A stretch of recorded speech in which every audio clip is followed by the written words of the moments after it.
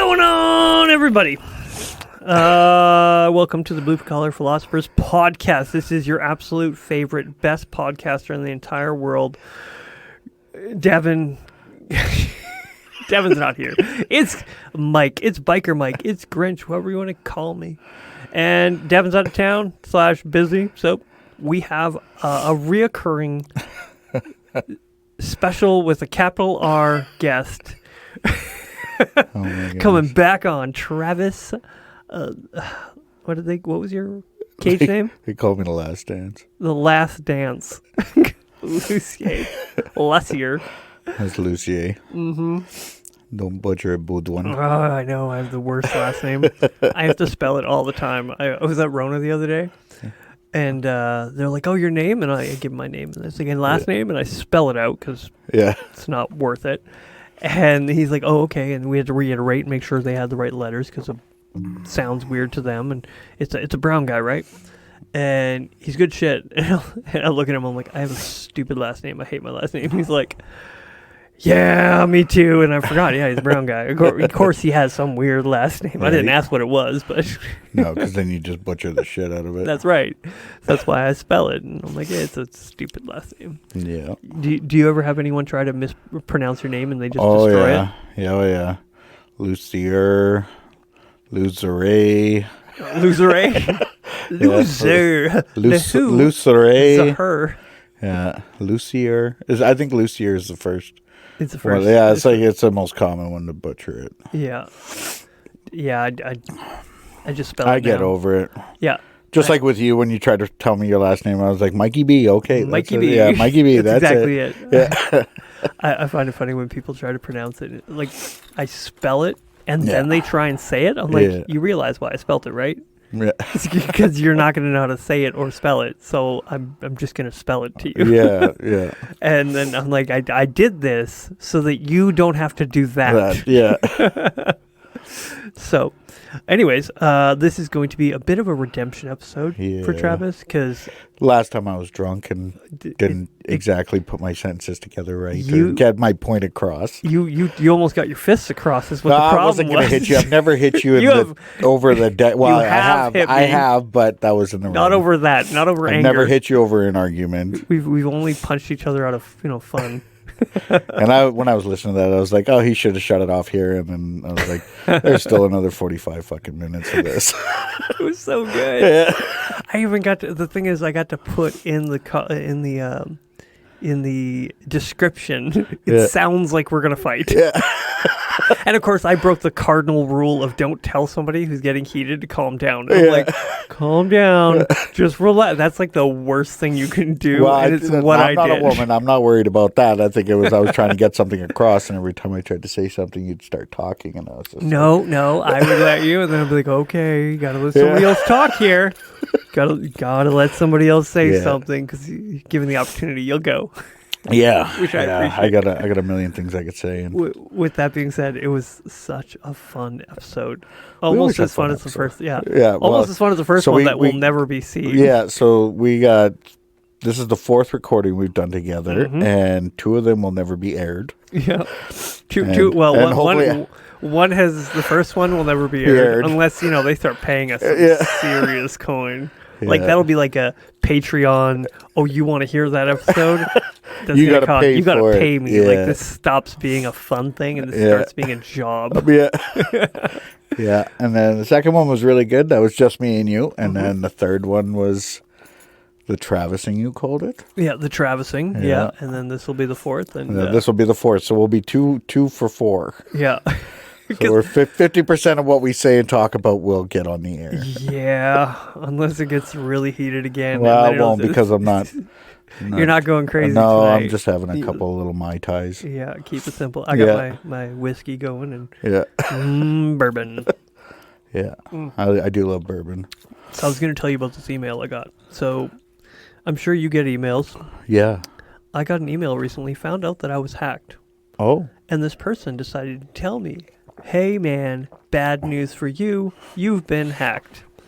Okay. I have video. I have evidence. I have access to everything you've done on your computer. Yeah.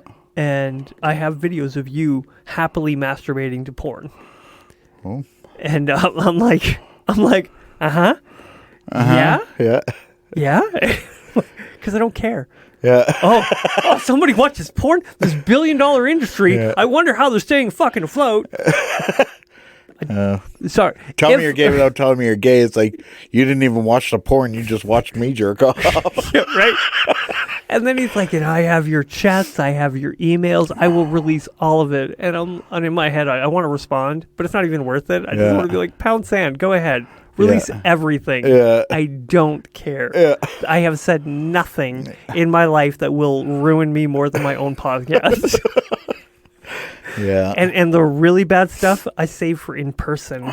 That's when the phones are locked away. Yeah. You're not going to get video recording of the stuff I've actually said. Yeah, and I got a phone call once. They said that a package of mine had tried to cross the U.S. border, and it had illegal substances in it, and I was going to be charged. Oh, yeah? And I was like, so you're telling me you have my drugs? And he's like, pardon? I was like, well, you better fucking cough up the money, dude. Like, that shit ain't free. And he's like freaking out. He's like, sir, you're going to be charged. He's like, and you have to pay this. I was like, I don't have to pay shit. I said, you owe me money now. Then another time they said they were trying to look up my information for a fraud thing or whatever. And I told him I was Jeffrey Dahmer. And so he's like looking up all my information. He's like, you've been a very bad man. Where are you talking to me from? Prison? I was like, no, but I'm out now. Where do you live? And he just hung up the phone. There's just so much out there right now, and that's the thing. As soon as I got this email, and he wants Bitcoin, and he wants this, and I'm gonna release this and the other, I'm like, fucking pound sand. Even if you do, I don't care. Yeah. No. So I was reading it to Devin today, just showing it to him, and just laughing, just because. We work together too, so it's fun. Yeah, I wouldn't worry about that if they said they caught me watching porn. I'd be like, when I was like 17, 18. Like, I haven't watched porn since I was a kid, so. Yeah. The thing is, it is a multi-billion-dollar business. Yeah. So if you're going to use that against somebody? Yeah, like, watch this guy jerking off the porn and be like, well...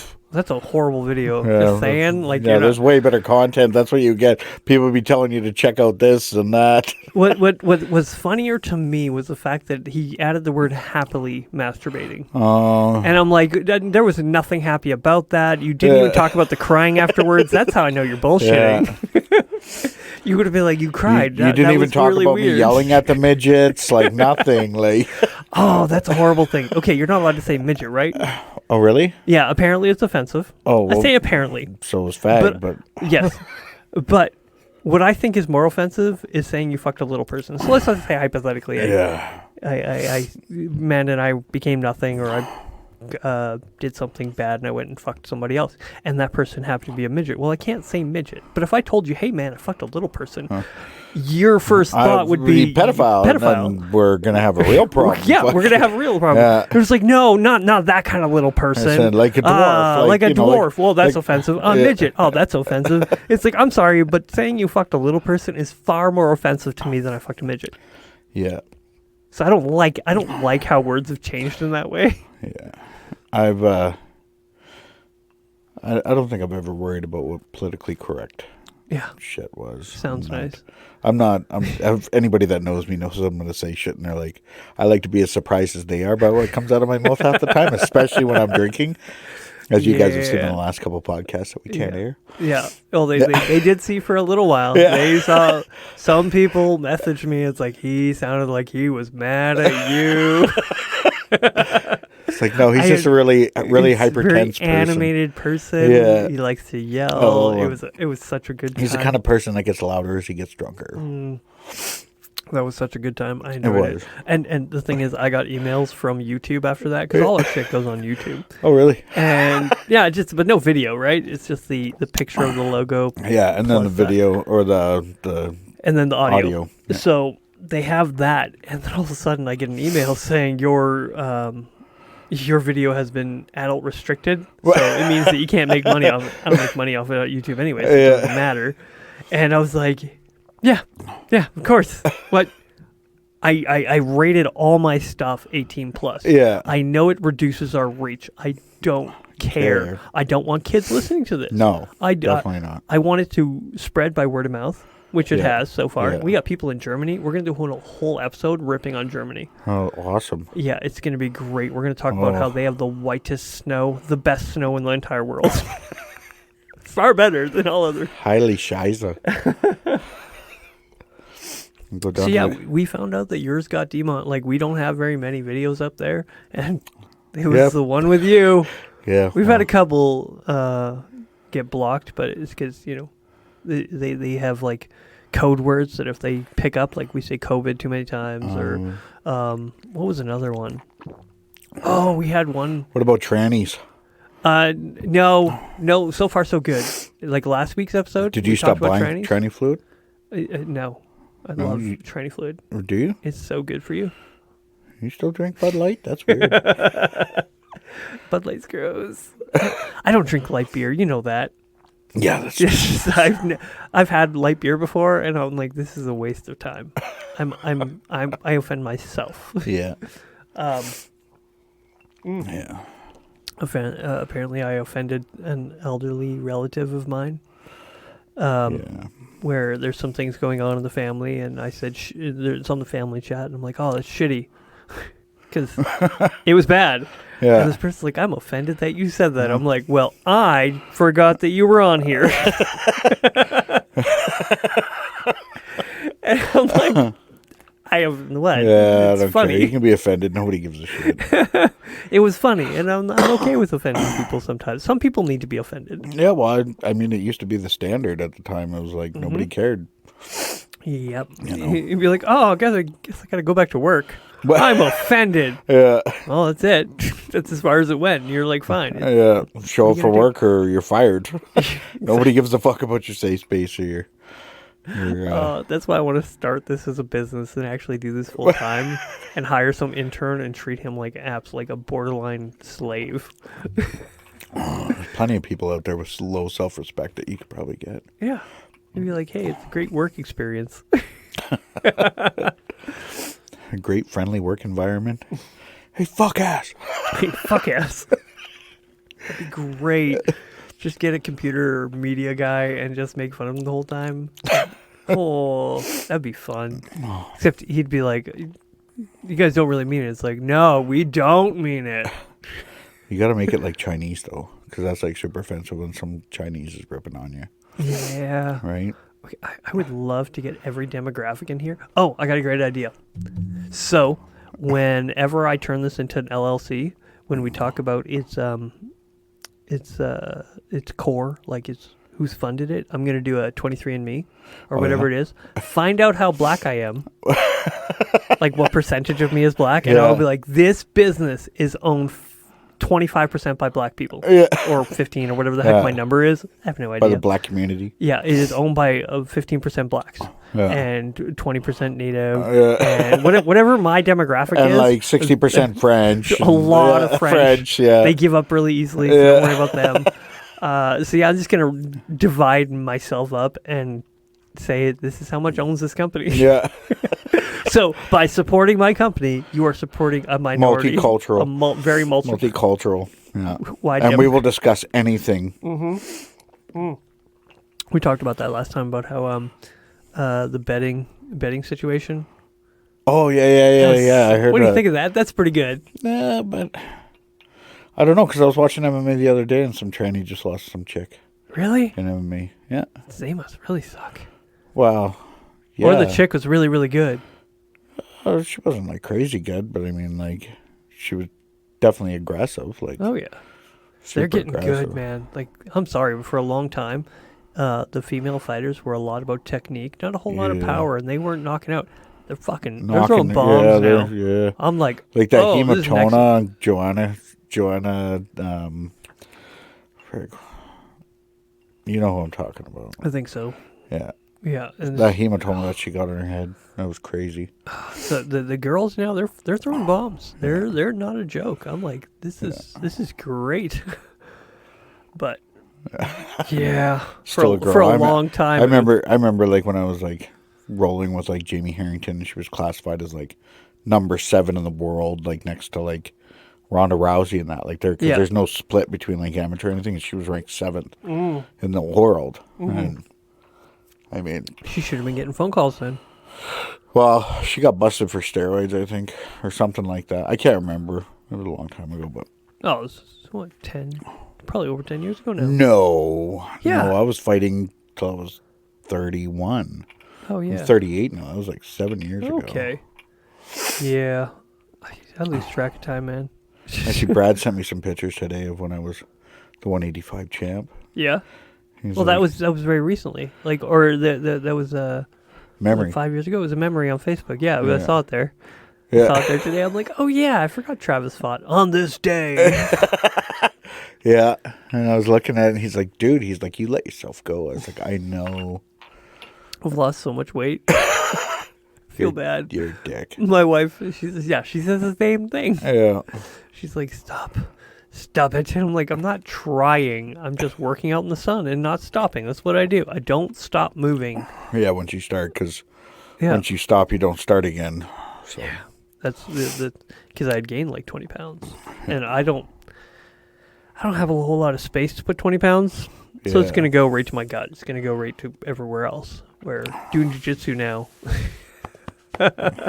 Doing jiu-jitsu now has really helped me, focus and lose a little bit. So it's been nice. Man, I get like one day off a week, and I've been like dying to get into Dylan's gym. It's like just been brutal.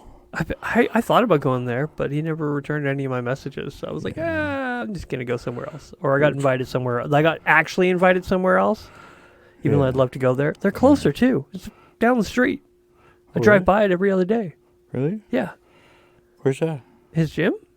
It's near Dale's Automotive and stuff like that. Oh, yeah. No, I thought you were talking about the other gym you're going to. I was like, no, isn't that on the other side of town? It is on the other side of town. Bus?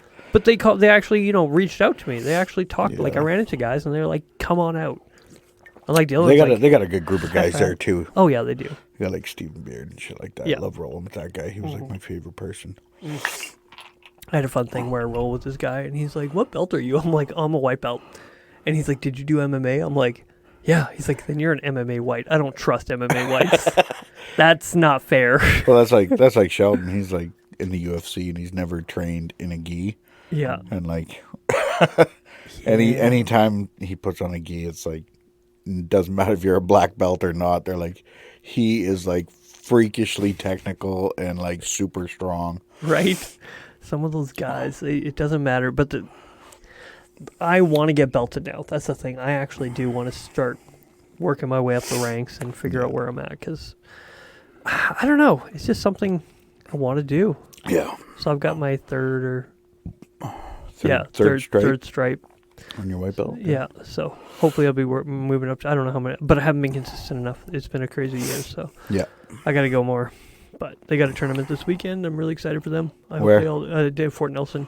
Oh, yeah? Yeah. I actually went against Dylan at a tournament. Yeah. And I was like, I'll do fine. And he caught me in a triangle. And I've got a pretty good triangle guard. Yeah. And then all of a sudden I didn't. And it got sunk in super quick. And I just start pulling and reefing. And I'm like, nope, I'm stuck. And I went to go tap and I blacked out just enough. But I did tap. Yeah. And I woke up immediately. And I was like, oh, I was out. I was out. Like, the ref stopped it. I'm like, that was a team effort on that one. He knocked me out simultaneously. Ref stopped, and I tapped all at the same moment. I'm like, that was a good one. I didn't even know if I tapped. That's how out I was. I'm like, really? I went to the ref. I'm like, hey, man, did I actually tap? I don't remember. He's like, yeah, you did just a little bit. And I got a good defense on it.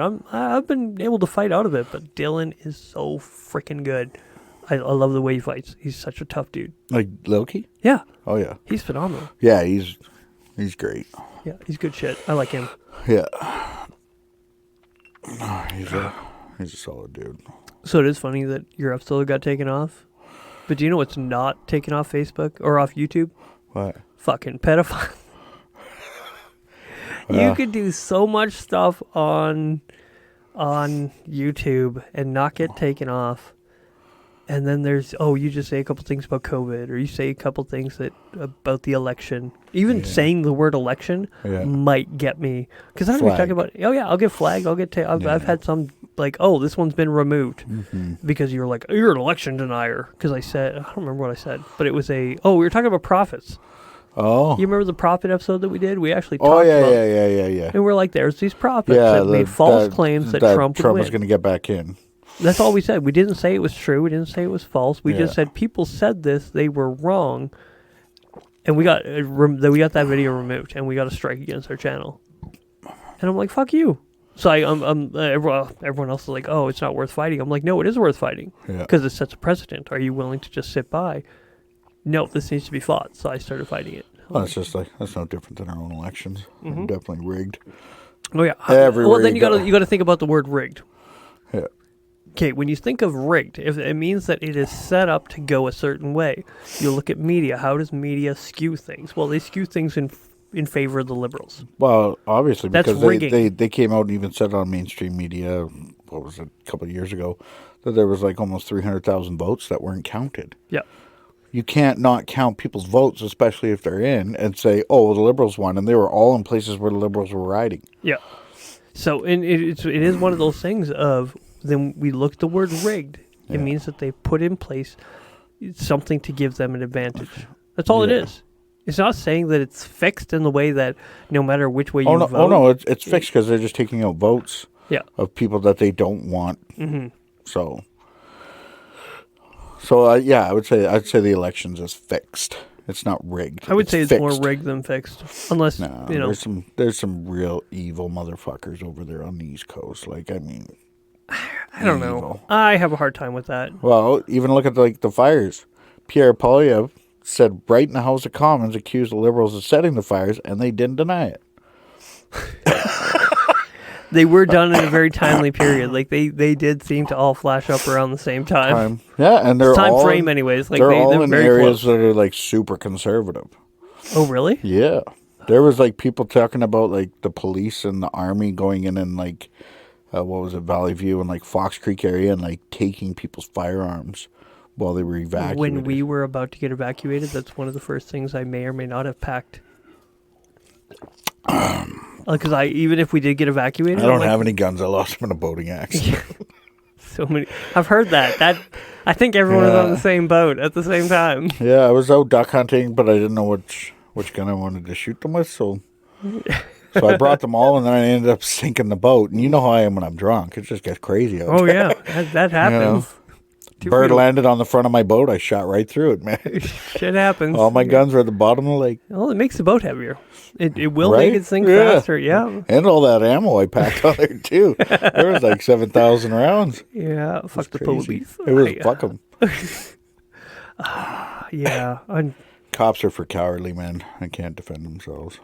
There is something to that.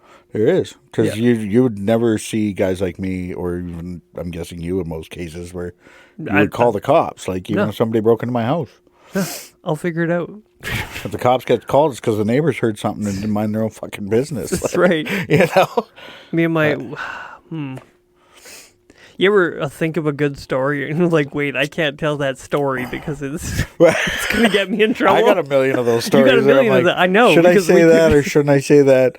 It's nice that I'm good and sober on this one because then I'll just be watching to make sure that I'm not saying anything that's not past the statute of limitations. That's right. Yeah. I can't get in shit for this. Yeah, I was about to say something and I'm like, wait, that might be taken out of context and misunderstood. With that being said, let's just say my neighbors are very aware of what's going around in our neighborhood. Yeah. So if they see something, they say something to fellow neighbors. Not to the cops. We don't call cops. We don't need to call cops. Yeah. Oh, man. So this fucking person down the street from me, their dog, she was out walking her dog, and she didn't actually have a hand on her dog's leash. Yeah. And this dog comes into my yard, starts chasing one of my kids. I'm out there. I'm working on the shed, right? Mm-hmm. And this dog, and I get out there just in time as he's like right on the heels of my kid. And I'm fucking livid. And I'm about to beat this shit out of this dog, and this person hears me yelling at her dog. She calls him over to in the alley there. Yeah. And I told her, I'm like, next time your dog might not make it home. Yeah. She's like, that's fine. I'm like, fuck that dog. No. You don't fuck with my kids. Nope. That's the same thing with like all this shit going on for fucking Pride Month. Like, I always tell my son, like, because he's at a public school still, right? I always tell him, I'm like, if they start talking about any of that gay shit, or how are you feeling gender-wise, or fucking putting out fucking rainbows, or giving props That's why to we these... pulled our kids. Yeah, but I said, if they're doing that, I said, you just pack up and come home. I said, you're not allowed to sit there and listen to that shit. I said, those people are mentally ill. Yep. They need fucking help. They don't need fucking parade. It is affirming mental illness. And exactly. Like, you look at a Veterans Day. Yeah. People that actually fought and died for our fucking freedom, they get one day. These fucking homos and trannies and whatever else, they get a whole fucking month to celebrate their sexuality. Like, go fuck yourself. Kanye's back. Go fuck yourself in a closet. Fucking. Now, what I mean when I say affirming mental illness is the very fact that if you say you're one thing when you're another. Yeah. Let's say, I know it's not true, obviously, but let's say you're anorexic and you think you're fat. Yeah. And you're actually very skinny. Yeah. Would it be beneficial for me to affirm that you are fat and you to lose far too much weight and get to the point of being skinny about? No, you'd be like, no, you're mentally you ill. get so malnourished. You're mentally ill. Yeah, but this is bad for you in the long run. Yeah. And but for some reason, when it comes to this agenda, they're totally fine with, they're not mentally ill. This is who they really are. I'm like, I'm sorry, that goes against biology. It goes against all science. Yeah. If you take 100 people, say 100 men, or say even 50 men, 50 women, you put them on an island together, you come back in 100 years, you will find a whole civilization functioning there. Yeah. If you put 100 trannies on a fucking island, you're going to come back and you're going to find 100 dead men. only if they're all men or women or one of one sex. Okay, but what I'm saying is, some of them break rules. They're gonna be like, "Oh no," because each one of them is transition. Yeah, but if they're, I'm saying is, only if they've actually gone through it. Yeah, but that's what I mean. Like, fully transmitted. The context wasn't set in place. Okay, that's all. I'm sorry. Again, tranny could be somebody who's pre-transition. Yeah, but both of them, like both sides, fully transitioned over. Oh yeah, no, you're gonna find 50 dead men, 50 dead women. Mm-hmm. 100%. You know what I mean? You're not going to find. You're not going to find a thriving population. Yeah, it's gonna. They're all going to die. Yeah. It goes against the natural order of things. It's fucking delusional. Yeah. But you got these. It's just so. It's so delusional to think that if we just affirm them and make them feel good about themselves, that this is the right thing to do. They didn't accept themselves for who they are. What the fuck makes it think I'm gonna? But that's the thing. They're like, oh no, I was born this way. I'm like, I'm sorry, but that's not good enough. No. Saying you're born this way, okay, well, I was. That creates too many allowances because it's all fluctuating. Again, you can do whatever you want to do. Whatever you want to do, right? If it's whatever you want to do, okay, well, I want to. Not me. Somebody wants to fuck kids. It's like, but they were born that way. We don't make allowances just because they say they were born that way. I believe in choice. I believe you have a choice. You may feel a certain way. That doesn't make it correct. You might feel wrong, and maybe you should get counseling. I don't give a fuck how they feel. Yeah, but that's the thing. I think that doesn't help anything. Not saying I don't care about how you feel. I feel this way. Well, maybe you need to go see a counselor. When it comes to my kids, I don't care if you think it's okay to fuck kids. It's not okay to fuck kids. Like, no, that's exactly. No, I agree with that. We're on the same page there. Yeah, they should be strung up. Fucking. Mm-hmm. If you even have a problem, like the slightest inkling that you want to fuck a kid, just go hang yourself. Do yourself a favor. Do everyone a favor. Yeah. Or get counseling. I do believe that if you have these inclinations, you should be seeking counseling constantly without ceasing, because that doesn't mean you have a choice. Like, you may feel this way, but you have a choice. You don't have to give into your feelings. You could be like, I feel this way, so I need to isolate. I need to go see a counselor. I need to get myself in a position where I won't do those things because it is wrong. Because I believe in people. But if you are... That's your first mistake. Yeah, maybe. But at the same time, I think life is important. I think people need the opportunity. I do, but I think the life of the kids is more important. Oh, yes. No, I agree. I agree. Yeah. But can you be a pedophile or somebody with sexual inclinations towards children and not act on it? I don't know, because I've never met anybody that... I'm sure they're out there. that hasn't acted I'm not on willing it, to find out. Yeah, but that's the thing. You wouldn't associate with them because you're like, no, you don't fucking touch kids. You don't touch my kids. Yeah. It's like if they come to you, it's like, no, I don't. I have this desire, but it's not about I'll be like, acting cool, on desire. you can go stand the fuck over there Yes. and like never come back over here. But like, they can have these desires without action. Just like I have the desire sometimes to kill people, just because I want to, not actively. yeah, but that's because the proper opportunity hasn't arisen. That Probably. So the right kid hasn't come along for some people. But what I'm saying you just haven't found is- an opportunity where you're not the villain yet. Yeah. So, yeah, I do believe people can get counseling. I believe they can get better, and I believe they can make a choice. I really do. As much as I hate the idea of them having these desires, I believe in self-control. I Well- believe people, without justification, no justification for their desire. No. Just saying, hey, this is wrong. And if they can recognize that it's wrong and not act on it, I think why not? Allow it's these like- people to be part of society and not let them go near kids, having a higher accountability. I would want them completely like segregated with like fucking only other adults. You know what I mean? Like, Yeah. I wouldn't even want to give like it's better that I don't even know if anybody has those desires because I can't possibly fathom it. Yeah, I know. So You're a dad now of a girl. There's something about being a dad of a girl that changes things.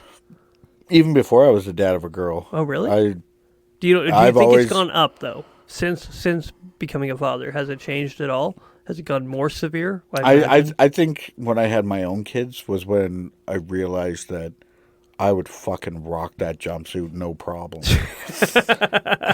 Before that, I would great in orange.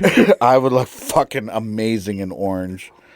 But I think like before that, I would always give the father the chance for the yeah. justice. Yeah. Like even if I had like Dad gets caught first somebody, round. dad would get first dips. Like if he wants it, he can have it. If not, okay, we never talked. Yeah. You know. This conversation never happened. Yeah. kind of thing. Yeah. Yeah. You know. I like the way Russia does it. Yeah, where Do you hear- pedophile commits suicide, right? Yeah, like 25 stabs in the back. Yeah, he dug his own grave, and I mean that's how it should be. But I mean, like even when you go back to the Bible, Jesus says, "Better for you to tie a noose around your neck and tie it to a limestone and throw it in the middle of the ocean, Yep. or a millstone, Yep. and throw it in the middle of the ocean. It's that better is for you to kill yourself than to be a fucking pedophile." That's what the Bible says. Yeah. No, it doesn't say to be a pedophile. Well, That anything to to harm a child. to anything to harm a child. Yes.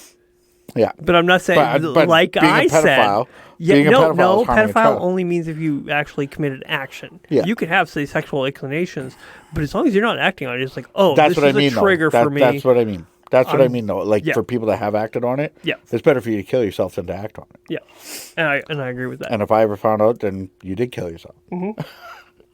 Twice, somehow you came back to life. I did it again. Yeah. Oh yeah. What was another one? Somebody's like, "Oh yeah, I didn't want to suicide this morning, so I didn't snitch on the Clintons." Yeah. Yeah, that's how they got rid of COVID. That's how they got rid of They told the Clintons that he had dirt on the COVID had dirt on them. Oh. So now it's magically gone. Mm-hmm. That's a good one. Yeah, Clintons, they're dirty. I wonder how many people actually think that they're good people. Is there anybody out there who actually thinks that Clintons are good people? If you do, call in. We want to hear from you. Just want to.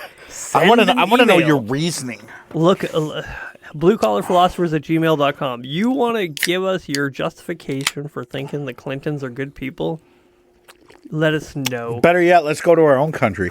If you think Justin Trudeau is a good person, Yeah. I want to hear from you. I want to understand what you think he's doing that's so good. Yeah, we got a Facebook group. Let us Just know. make a time to call how in or you- do a video chat, and Yeah. I will personally make sure I'm here We'll do a to Zoom have meeting. that. Yeah, to I got have- Zoom. We can do a Zoom meeting. Exactly. Then we never get to see your face, too. I don't. Yeah.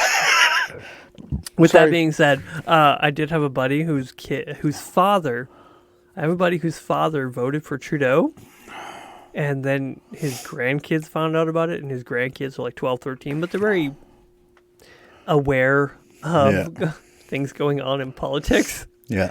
and the kids were ripping on Grandpa. Oh yeah. He's like, "Oh yeah, I'd listen to you, but you voted for Trudeau." Yeah. And it got to the point where the Grandpa went to Dad and he's like, "You gotta tell these kids to calm down." He's like, "I didn't vote for Trudeau." You made your bed. You fucking sleep in it. Yeah, it's like, yeah, no, you did this to yourself. Yeah. First thing I would ask him is, why do you hate your country? Yeah. Yeah. Yeah. If you voted for Trudeau, why do you hate your country? The thing is, I feel like I hate having to pad all my language all the time. It's really frustrating, but a liberal mindset is essential. You actually have a liberal mindset. Did you know that? If you think liberating, liberal is in you believe in freedom of speech? Absolutely. That's a liberal ideal. Yeah.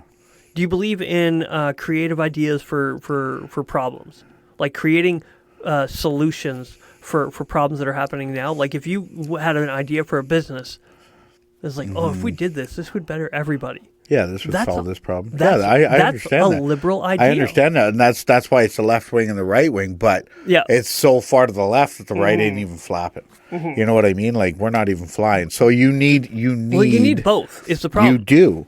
And that's why it was supposed to be met in the middle, and that's why it was supposed to be like that. But then the NDP committed treason, and they decided to make a coalition with the Liberals, and they should be completely abolished as a government altogether. They should all just be Liberals. As much as all these Canadians love to rip on the two-party system of America, I'm down.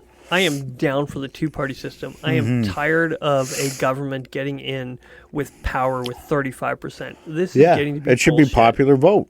It should be. No, not popular vote. I believe in the Republic. I just don't think... No, I believe like if the majority of the people want those people in... I think it should be conservatives versus liberals, and I believe everyone should take a turn. Yeah. Like, vote for who you're going to vote, but not popular. Because the problem is, there's too many dumb people out there. Let's say hypothetically, you're right because most of the Canadian population is in Toronto and Vancouver. Toronto, Vancouver, Edmonton, Calgary, and what did Edmonton and Calgary vote for in their last provincial election? Conservative. No, NDP. Well, that was the one before. The last one that just happened. No, the very one that just happened. Edmonton and Calgary are almost completely NDP. The rest of the province. There's more population in those two towns. Yes. Two and cities. That's the value of a republic. A republic allows the small people to not be outvoted by the city people who depend on their government. That's the thing with city people. The people who live in the city, they are dependent on their lives are dependent on the government to make things happen, to make things work. Mm-hmm. In the city or in the country, who do you depend on in the country? Us. Yourself. Each other. You're like, no, I don't need my government interfering with my shit. Yeah. But in the city, you need your government to make things work. So NDP, the Liberal Party, all this stuff, they do great within cities because they need them to do good inside cities. But they don't even do good for the people inside the cities. No, they don't. It's short-term gains every single time. Well, it's empty promises. It's like a fucking one-night stand. Yeah. They fuck you and then they're like, oh, I'll get you next time. I'll be better next time. Yeah. Promise. Call me tomorrow. We'll try this again. Fucking waste of time. Yeah. So, yeah, I don't think that this whole But that also has to do with, like, a lot in the city. There's a whole lot of... how do you want to say it? There's a lot of... social influence? Feminine males. Yeah. Because they have no reason to be hard. They don't work hard enough. Well, not only that, but even their characters shit. Yeah. Because, again... Like I've met a lot of good guys in the cities. Like, I'm not beating everybody with that brush, but the majority of the people there, I'm like even when they're considered like manly men in the city, I'm like, fuck that. Like, that's not like, yeah. Unless you're in the ghetto, you ain't hard. You ain't hard if you're. But I mean, even in the ghetto, like fucking, there's a lot of people. Like when I was growing up, like I grew up in fucking really rough neighborhoods, and I mean, like there were a lot of guys that were like fucking. You could classify them as hustlers, but they were just people that like fucking. There's a hustler, but listen. So they would go through like their circles of groups, and they would just fucking rip you off, like for everything. Like they're not even, you know. I'm not saying there can't be hard men, like guys who understand hard work in the city, but you find people far more often in the country who they don't consider their lives hard. No, I just work hard. Like, oh no, Yeah, I you just go work to hard, work. but I just that's go not a work. hard life. It's not a hard life. But if you I'm put a working. city kid in there, they'd start crying like 20 minutes into their shift. Yeah, be like, what do you mean? What do you mean? I got 7 more hours of this? It's Like 7 till break, bitch. It's not. That's half the day.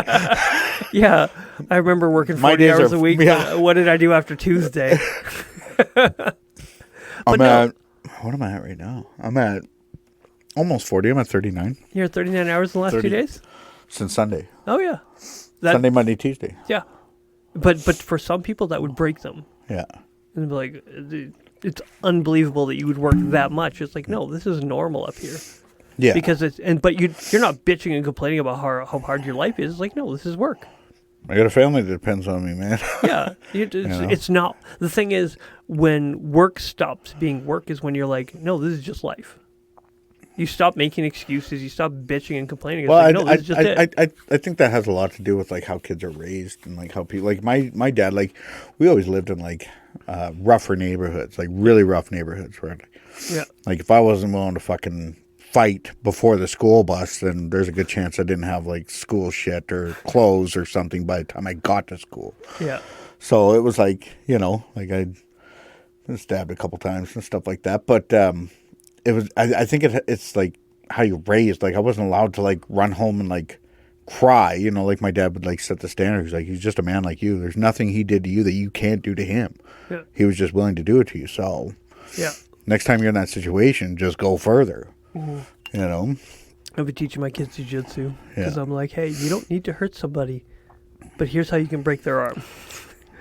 Because it's something about being able to do something that makes you far more like capable. Like the Bible talks about being the meek inheriting the earth. Mm-hmm. So meek doesn't mean weak. Everyone misconstrues the idea of meek and weak. They're like, oh, meek means this. It's like, no, it is the warrior in the garden.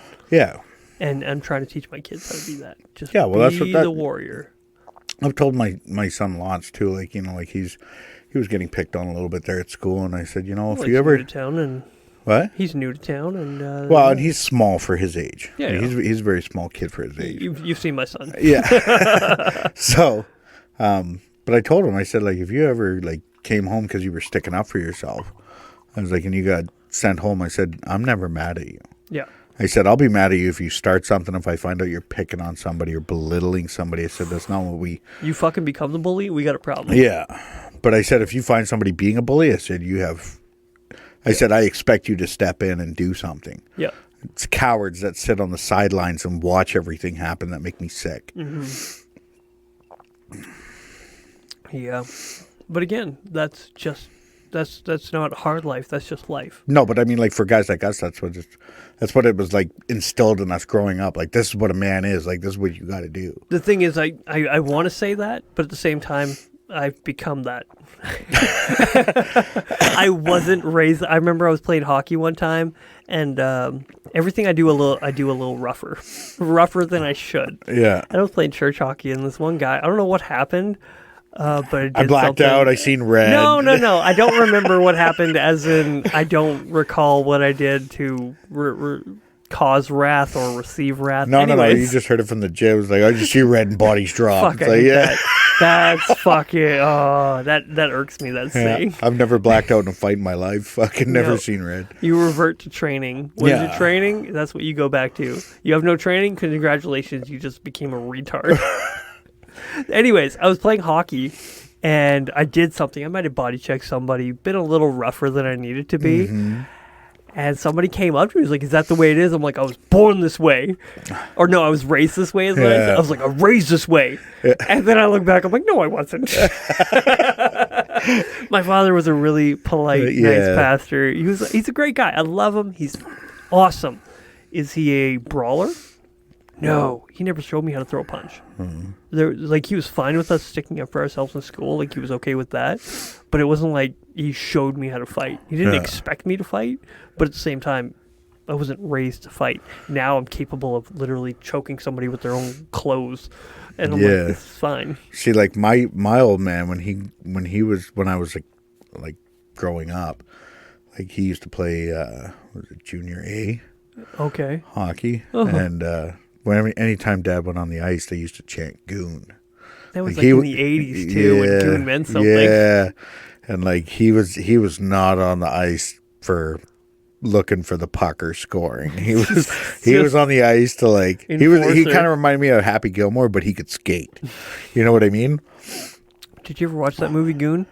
Yeah, I watched both of them. Fucking great movie. It's Second okay. one's not as good. I don't like how they kind of made him like stupid. I know a lot of goons and tough guys, and like they're pretty suave. They're pretty dapper. You know what I mean? Like they're charismatic. They're funny. They're more outgoing. Oh, they're so funny. They have great sense of humor. Right? I'm hilarious. But Can you skate? Yeah. Can you really? But you don't look like a guy who can skate. Maybe not right now because I'm fat. I mean, how far I get down the ice is one thing, but I mean, when I was younger, my dad tried to put me in hockey, and first thing I did as soon as the puck dropped, at practice, I grabbed the kid and I started wanting to tell you, and like so every time the puck dropped, that's all I wanted to do. My dad's like, "Okay, hockey's not for you." I'll be like, "I'm the best goon on the fucking ice." Like, what are you talking about? That's your teammate. Yeah, I could have been in the NHL. I would have been up there with Ty Domi and them freaking. Oh, his son's playing now. Yeah. His son's just as tough as he is. Yeah. And a little bit bigger too. Yeah. But yeah, like that was the thing. So then like my dad started putting me in like martial arts and stuff like that, and then I got out of it. I had a guy come up to me on Sunday and he's like, I really want to get into martial arts. Like, what do you think? And I'm like, I've been getting in shape. I'm like, no matter what you do, when you start Brazilian Jiu-Jitsu, you'll feel like you've never worked out a day in your life. Yeah. It is just going to fucking wreck you. You're going to feel like you did nothing. Yeah. I'm like, get used to that, and you'll be fine. Yeah. You'll be great. I'll go with you. You and me. We'll hit it up. Because I love Brazilian Jiu-Jitsu. Because like I said, doesn't matter how long you've been doing it, you still get schooled. Oh, yeah. Well, like, I honestly believe, like, that should be part of, like, every school curriculum. Like, teaching your kids, like, discipline and respect and all that stuff that comes along with it. You know what I mean? Like... I've heard about this study where if a child learns to face adversity early, it allows him the opportunity to deal with it better in the future. So the more you get hardship comfortable in feel, the chaos, right? Like, like kids, but I mean, like, there's so much that comes along with it too, like discipline, right? Like I was always told, like, you can suffer under two things. You can suffer under the weight of regret, or you can suffer under the weight of discipline. You can do one or the other, but you're going to suffer either way. Yeah.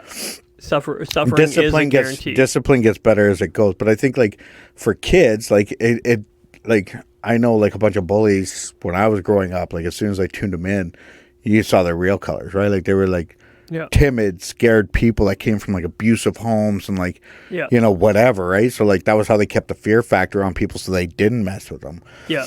But I think like that would like take away that aspect and like everybody being able to defend themselves. You can't go wrong with that. Then, like, you think about how many less confrontations you would have because this guy knows how to fuck around just the way I do. Like, you know, and I think that's a huge thing. It's a big thing for confidence, you know. I did go to high school with this one guy, and I did give him some leeway because he was borderline retarded, but he was a very tall guy. He was on the football team, and I don't know, he just made my sister cry, but she's an emotional little girl. Like, she just, just one of those people that just cries on the drop of the hat. Yeah, but you got to do the big brother thing then. And at that point, I'm like, shit. And I look at this guy, I'm like, that's it. And I grab him and I like rail him over top of this railing, and I had him like ready to drop him right on his head and then fucking beat the shit out of him. I'm like, you talk to my sister again, I'll fucking wreck you. And I've got this guy. He's way bigger than I am. And I've got him tilted, and I'm like, oh shit. And that was the moment I realized, I'm like, oh, it doesn't matter how big you are. No. And ever since then, I never cared. Like I fought some monsters when I was in junior high and high school. Like I remember I was in grade 8 and there was this guy that came over from the high school. He was supposed to be one of the toughest guys at the comp in Grand Prairie. Yeah. And he came over from the high school. And me and him had like a fucking amazing little telly. Like, I mean, like hockey style fucking scrap. And it was... I love hockey scrappers. They give up their arms so quick. It's like, oh, look, you're one less hand. I'm fine with this. It wasn't that kind of telly. Eventually, at the end, it just came down to us holding each other's sweaters and just hitting each other. But he was like a whole head and a half taller than me. Yeah. Like, he was huge. And I remember I fucking thumped him.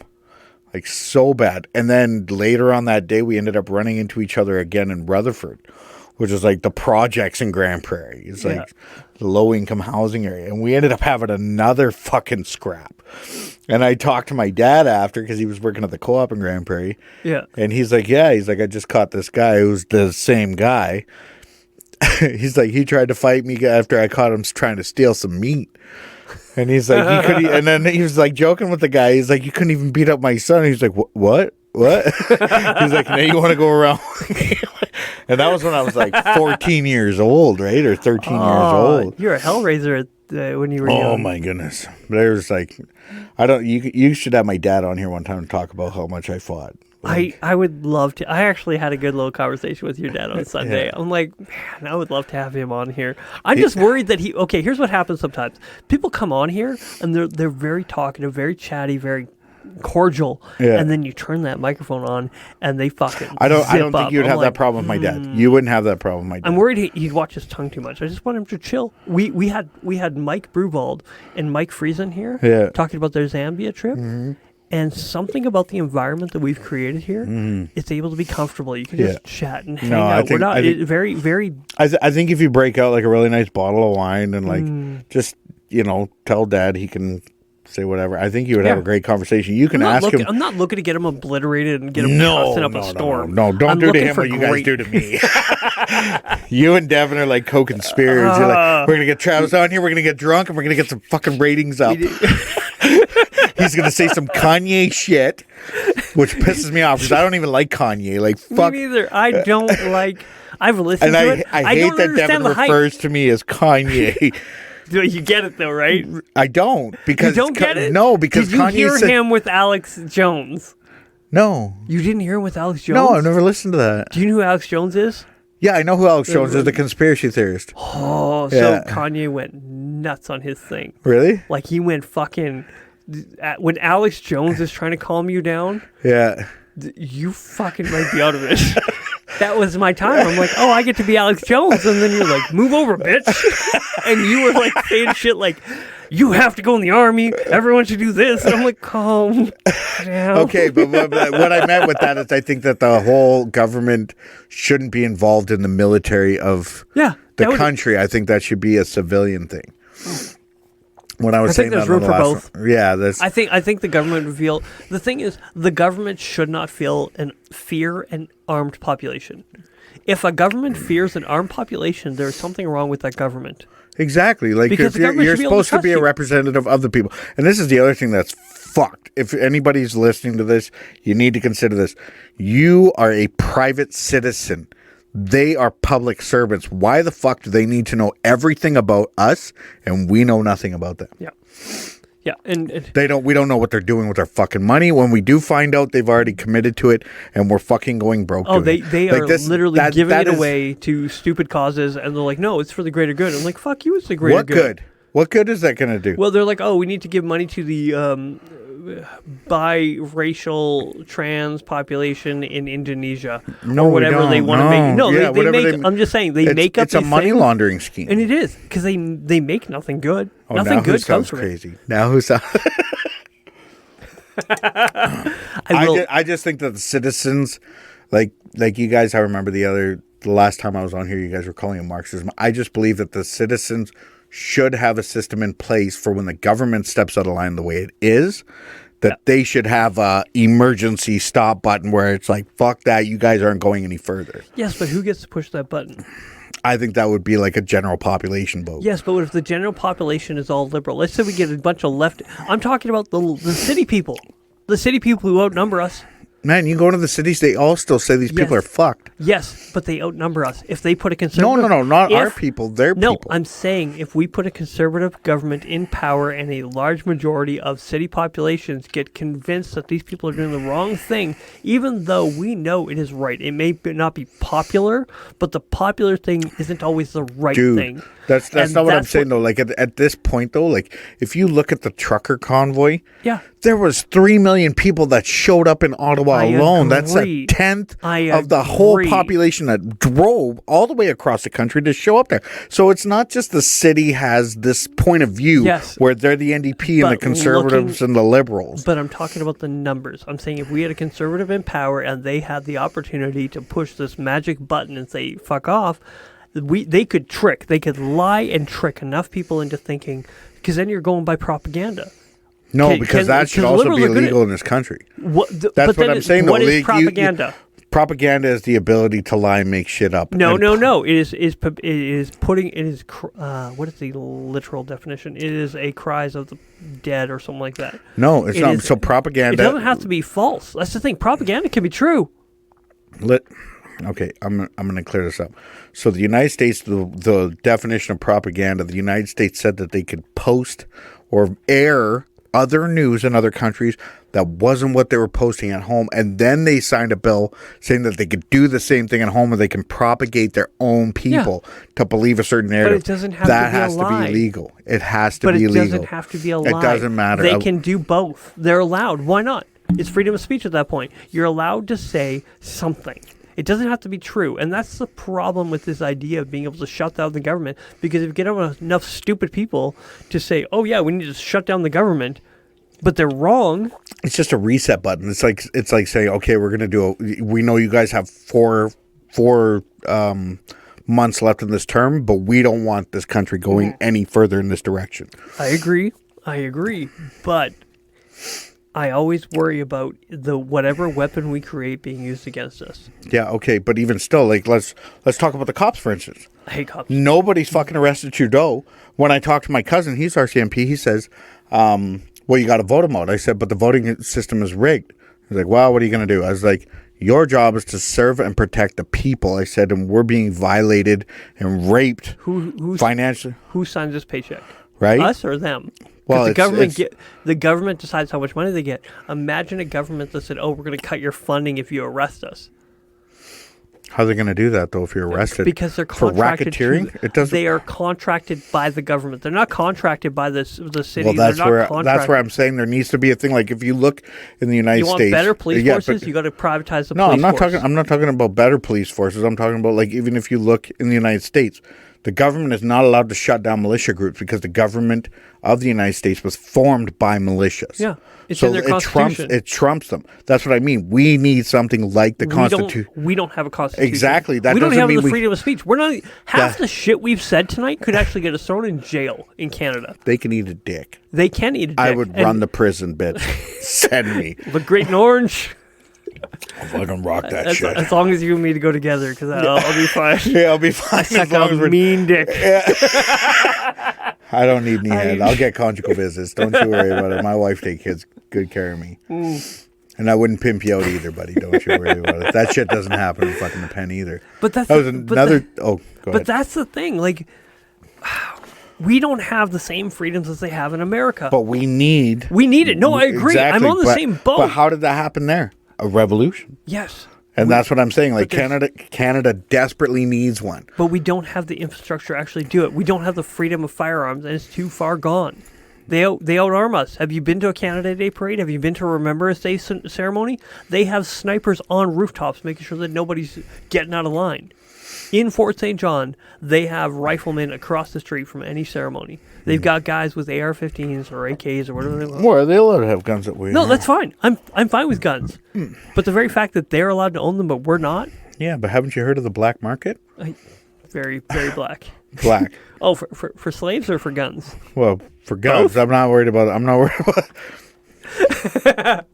Just kidding. I don't think slavery is racist. I don't think slavery is racist. I think slavery is slavery.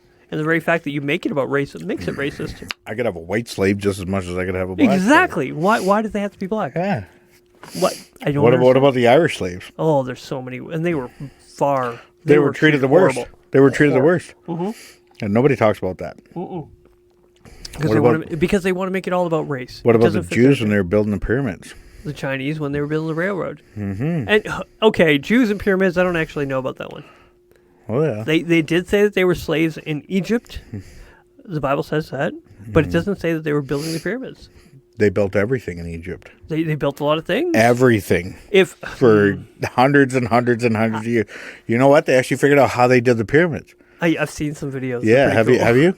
I've seen a few that where I'm like, they had all the sand, and then they pull the block, and then they pull the sand away, and then they pull the next layer of blocks, and then they pull the sand away. They built it from the top down. They didn't build it from the bottom up. I've seen another one where they actually use aqueducts, where they have these stones riding on like air pockets, like a dock that's with an air pocket underneath, and then they isolate it, and they have water going all the way to the top. And when you put an air pocket within water, it'll rise to the top, right? So it was lifting these stones through these ducts, essentially. I'm like, oh, that's an interesting idea. I don't know how they did it, but yeah, no, they actually there's a lot of ways to do it now. Like now that people have actually thought about it a little more, it's like, oh, there's like 4 or 5 ways.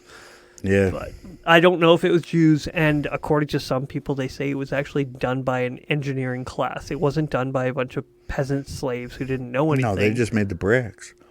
But are they bricks or are they stone? Well, it's fire brick. I don't know. I have no idea. That's how they make it over there. I've never been. I'd like to go check it out one day. Educate yourself. I would like to, eventually. I'd go over. I'd go to Egypt. I'd do all right. Do you know how tall we would be there? Have you ever been out east, like to Quebec and stuff like that? No. I'm tall in Quebec. Are you? Yeah. It's weird. I went over there a few years. Oh, man. It's been like 11, 12 years now. And last time I was there, I like looked over a crowd of people, and I'm like, oh, they're all short here. There's a few people that are taller than me. That's fine. But I wasn't short. I'm not very tall, but I'm not very short. So it's all right. Oh, okay. So, how do you feel about Spartans now? Yeah, because after that conversation, I went home and I woke up at like 4:30 in the morning and I started doing all this research. I am not, as far as like their military structure and stuff, the Spartans were awesome. Oh, yeah. As far as their social structure, they were a bunch of pedos. Pedos and fags. And I was actually disgusted when I read that, and it made me think a lot less of them. Now, I heard this thing. I don't know if it's true. All I got to do is say I don't know if it's true, and I get away with saying almost anything. Yeah, right? And this, apparently, a married Spartan wife would cut her hair short so that the transition for the man to fuck his wife would not be as harsh because he's so used to fucking dudes. Oh, my goodness. I wouldn't put it past them. No, it was actually a rite of period. passage for young and old men. So like an old man would like pedophile a fucking kid that basically just got out of puberty. Yep. Do you know rite of passage for men in parts of Africa? No. Literally being fucked by every warrior man in the tribe until cum is coming out of their like every orifice. That's gross. It is disgusting, and it is to this day a rite of passage in some African cultures. And that's where like the big dicks grow. So, I mean, that's the worst. Oh. but the small ones, they're lots of energy. You'd want to start with the small ones. You work your way up. Oh, and to think that people are like, oh, they're so primitive back then in the Spartan days. It's like, no, this is still happening. It is still happening. Kids are being violated. Oh, yeah. And the only reason that it keeps going is because it's just our culture. It doesn't make it good. Some cultures are shitty. Yeah. Why do people need this? Have this desire to like defend cultures that are not their own? It's like, oh, that's just not our culture. It's like, yeah, and there's a reason they're still living in fucking huts. It's funny because like when you look back like on all the civilizations, it doesn't matter whether it's the Persians, the Medians, the Greeks, the Romans, whatever. Yeah. As soon as they start looking at their sexuality and focusing on that, is right before the civilization collapse. Yeah. They get so confused. It's basically when you have nothing else to fight for except for like gender and sexuality and stuff like that. That's always a privilege. That is a privileged nation. If you start focusing on that kind of shit and not things that actually matter, you're in a privileged nation. Exactly, and that's kind of where it's gotten to the point where it's like we're on the verge of civilization collapse. Did you hear about that tranny like fondling her boobs and jiggling them around in the White House? I saw the thing on it. I didn't see it. I don't want to see it. But it happened. But for our viewing audience or listening audience, I want to let you know that there are no chicks with dicks. There are only dudes with tits. No. There's no chicks with dicks, just dudes with boobs. It's true. You know, that was a joke in TED too. Yeah. And the fact that you have to say it was a joke is like, you never had to say it before. You would watch things like Mrs. Doubtfire. It's like, oh, you used to laugh at Mrs. Doubtfire, a man dressing up as a woman. But he was, 'cause he was doing that so he could see his kids. Yeah. He was doing that so he could see his kids. It's not because he identifies as a fucking woman. No, he was doing it and it was a premise of a joke movie. Mm-hmm. It wasn't like, oh, this is socially acceptable. It's like, no, this is how far a father will go to get to see his children. Because a man loves his kids. Like, that's the deeper story here, not, he was sexually confused. No, he was very aware of where he was at. He just loved his kids more than he loved his own identity. Yeah, exactly. That's the duty of a man. Yeah, exactly. And that's a good point. Like, I mean, like, I can honestly say with like my daughter, especially, like, she brings out parts of me that like I never would have like danced with my daughter in the kitchen, you know, or like sat there, thing. You know, like just stuff like that where it's just me and her, right? But she always brings out that softer side of me. But I mean, like, that's also a big part of like being a man is like you have to set your pride down and put your kids as a priority. Like, you basically have to be the bottom on the foundation. Like, you have to be willing to be the worst and the best at whatever you can be for your kids. Yeah. And that's a huge, I think, step in the right direction as far as like dads. You know, like, you even see dads, like, they'll put on like tutus and hats and have like tea parties with their daughter. I'm not there, but I know I respect the men that can do it. I could see you doing it. I haven't gotten there. I haven't gotten a tutu. I haven't even offered to do like tea parties. I've done tea parties. I've done no dresses, just a tea party. And trust me, given the opportunity to serve tea, a little girl will pretend to serve you tea. Yeah. And to this day, my daughter's 3, and she's been doing it for like a year and a half now, and she loves it. Mm-hmm. And it's special for her, right? Like, it's not about your pride. But I think like with this,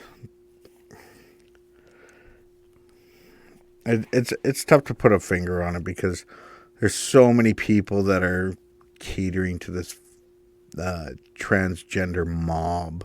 Mm-hmm. Like, you know, they only take up like 1 or 2% of the entire world population, not even.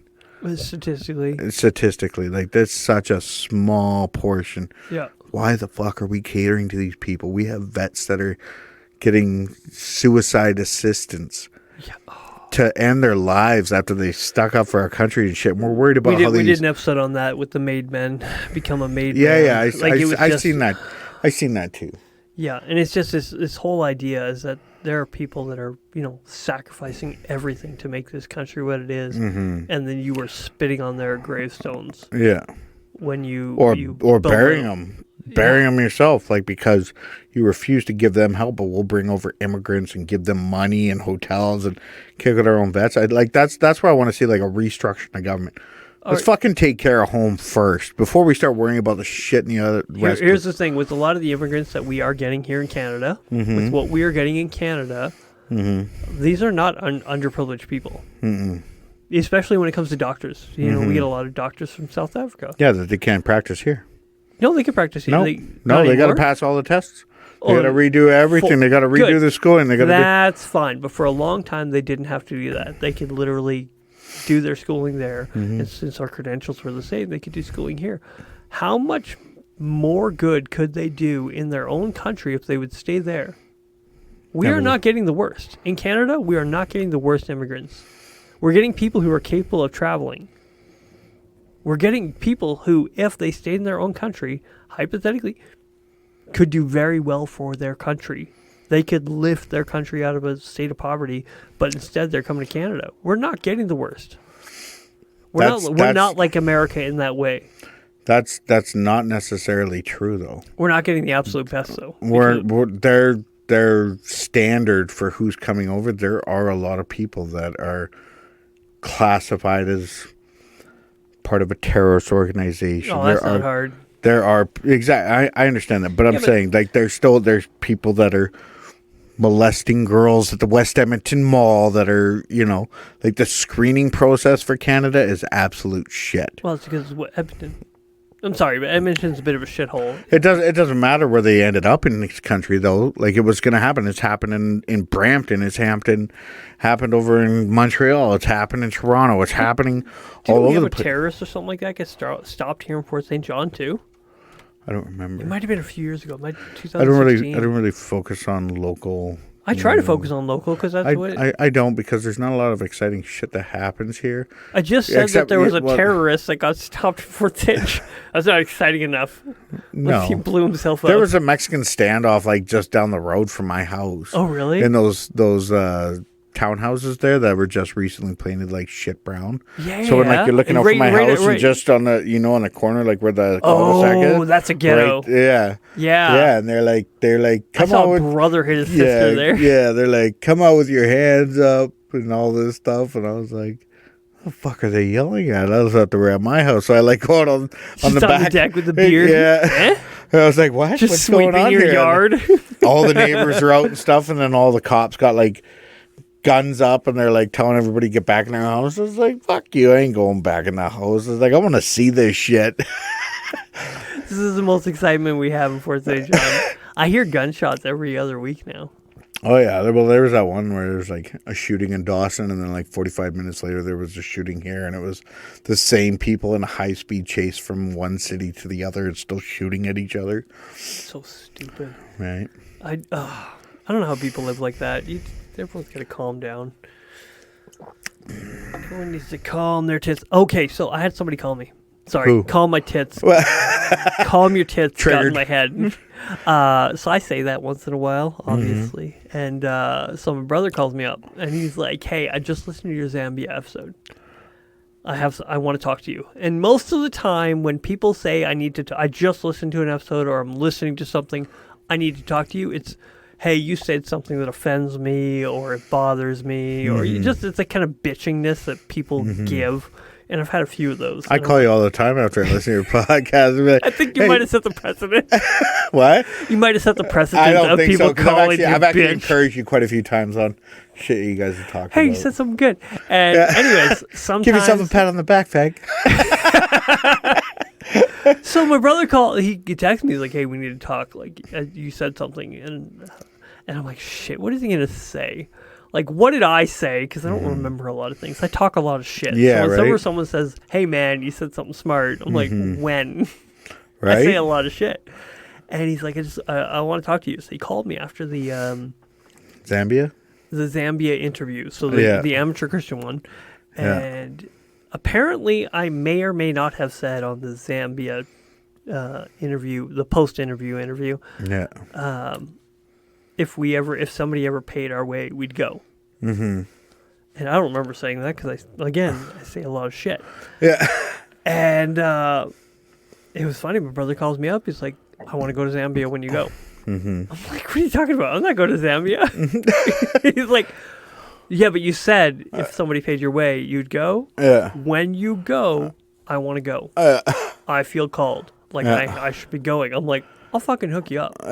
I'll call whoever I got to call and get you in touch with whoever you got to get in touch with. Mm-hmm. But I don't plan on going. Yeah.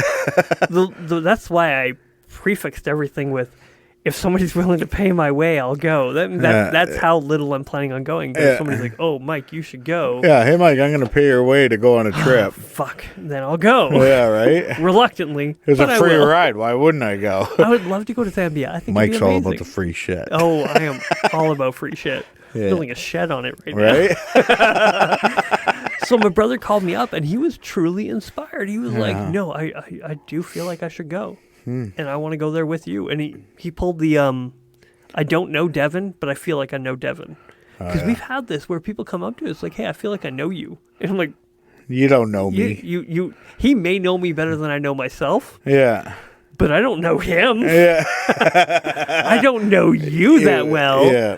Like, you might know me, but I don't know shit about you. So don't expect me to treat you like somebody No. I don't know how to treat you. Yeah. Because I know how to treat you. Yeah, because we've been friends forever. Yeah, we've been a long time. Long time. At least over 10 years. Yeah. And then Devin, same thing. Over 10 years, 11 years, I've known him, and I know how I can call him a cunt. Yeah. And not get in trouble. But I can call him a cunt and get in trouble because it's dependent on how you say it. Yeah.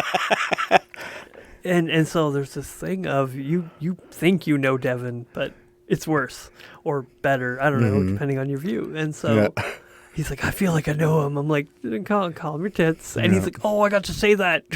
He's like, I heard you say it, and I liked it, and then I had the opportunity to say it, so I did. So it's been going around. That's good.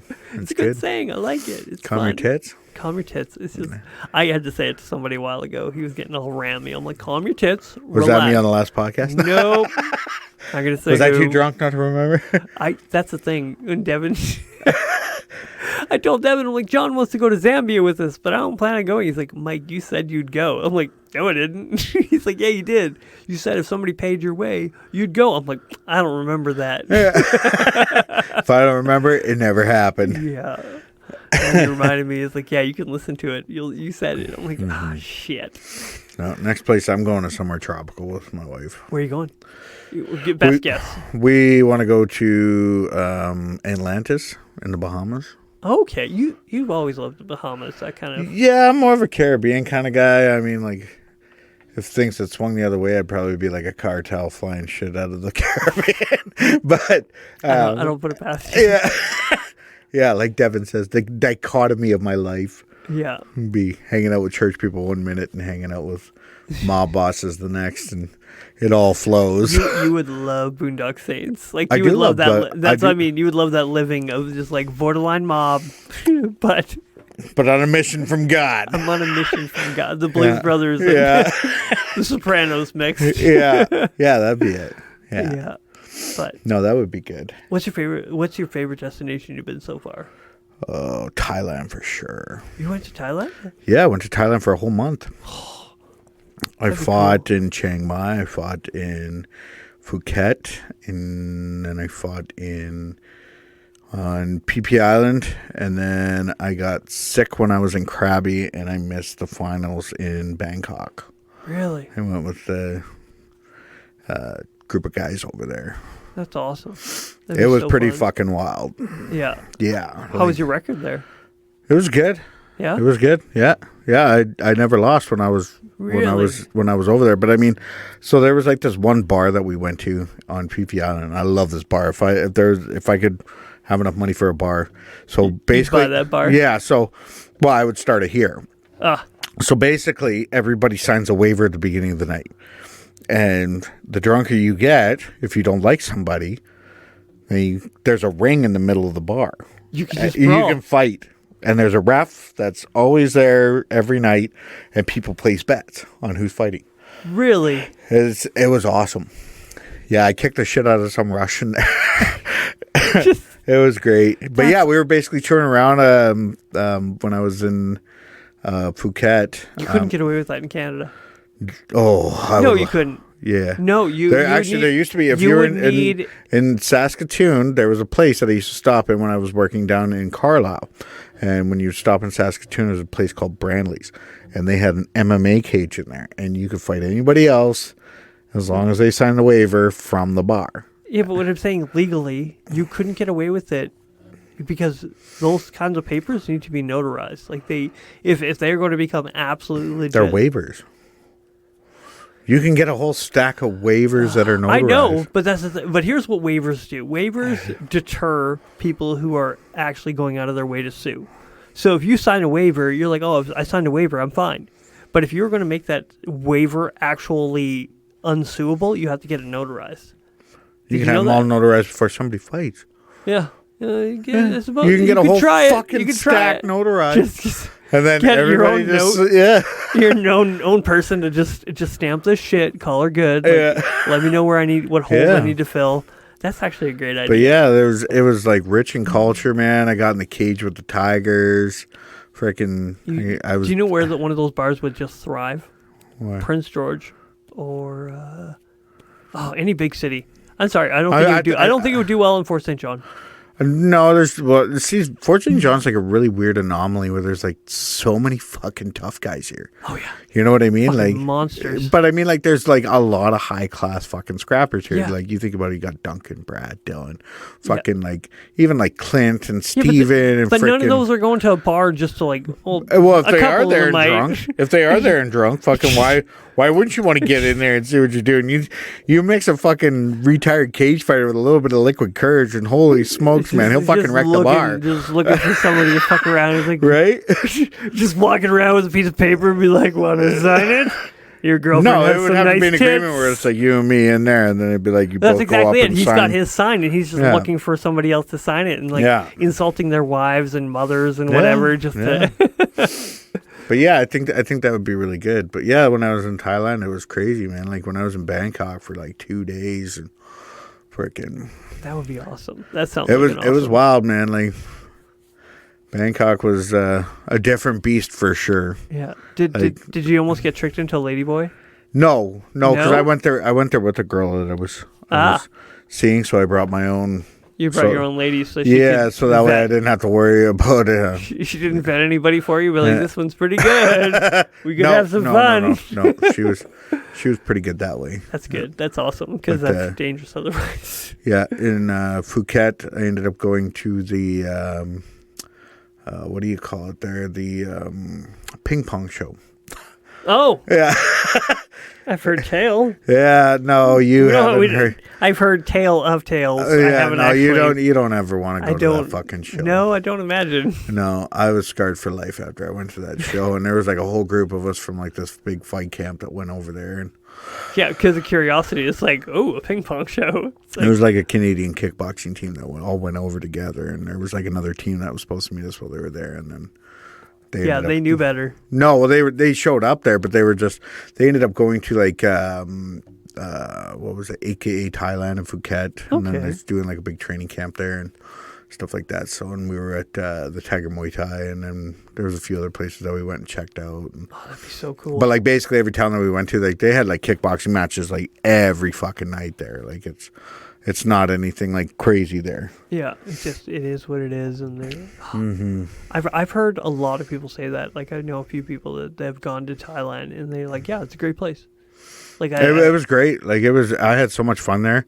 I mean, there was a couple like I wouldn't say it was scary for me, but there was these girls from Wales, I think, or the Netherlands or something, and we were all at this place called Zo Pao in Chiang Mai, and like we were all partying there and stuff, and then these girls, they were with us, like because you meet like tons of people from all over the place, and then the next morning when I was leaving, the one girl came running up crying, and her friend like went missing the night before, and then like we went to the embassy, and she like filed a thing with the embassy or whatever, and like I seen her like a couple days later, and she still hadn't found her friend. So like it's scary over there, like if you don't.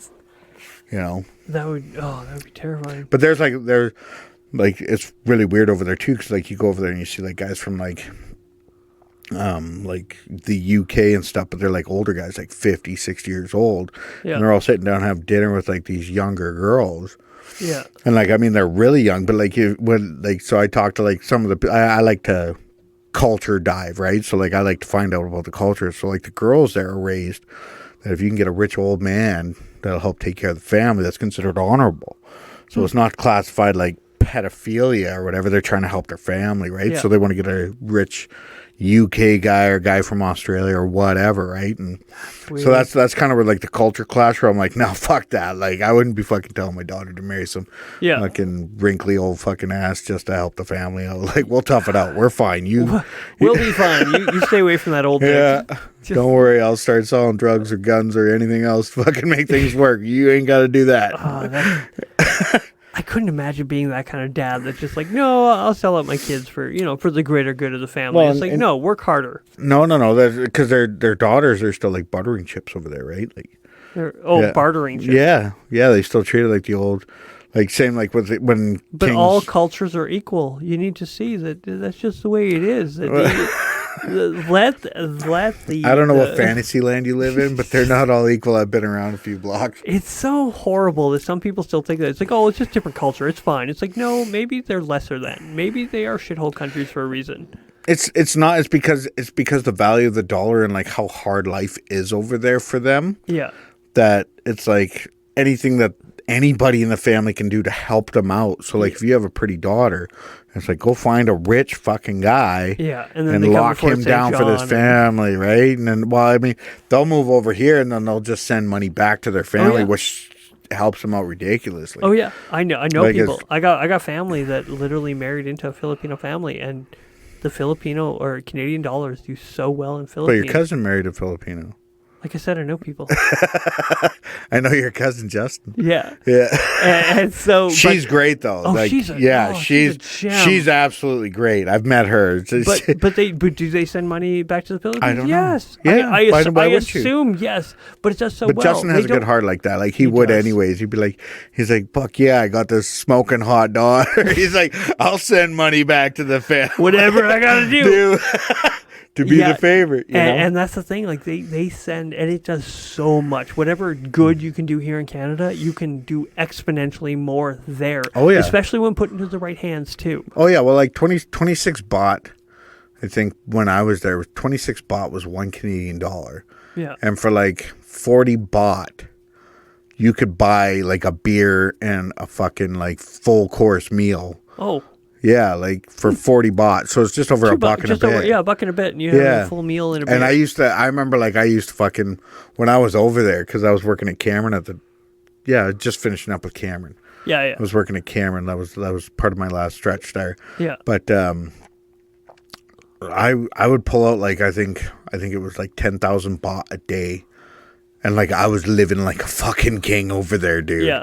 I could imagine. Yeah, 2,600 baht is like $1 or $100. Yeah. So, and I mean, like, I was like drinking like big buckets of Mai Tai and like fucking buying drinks for everybody. And, yeah.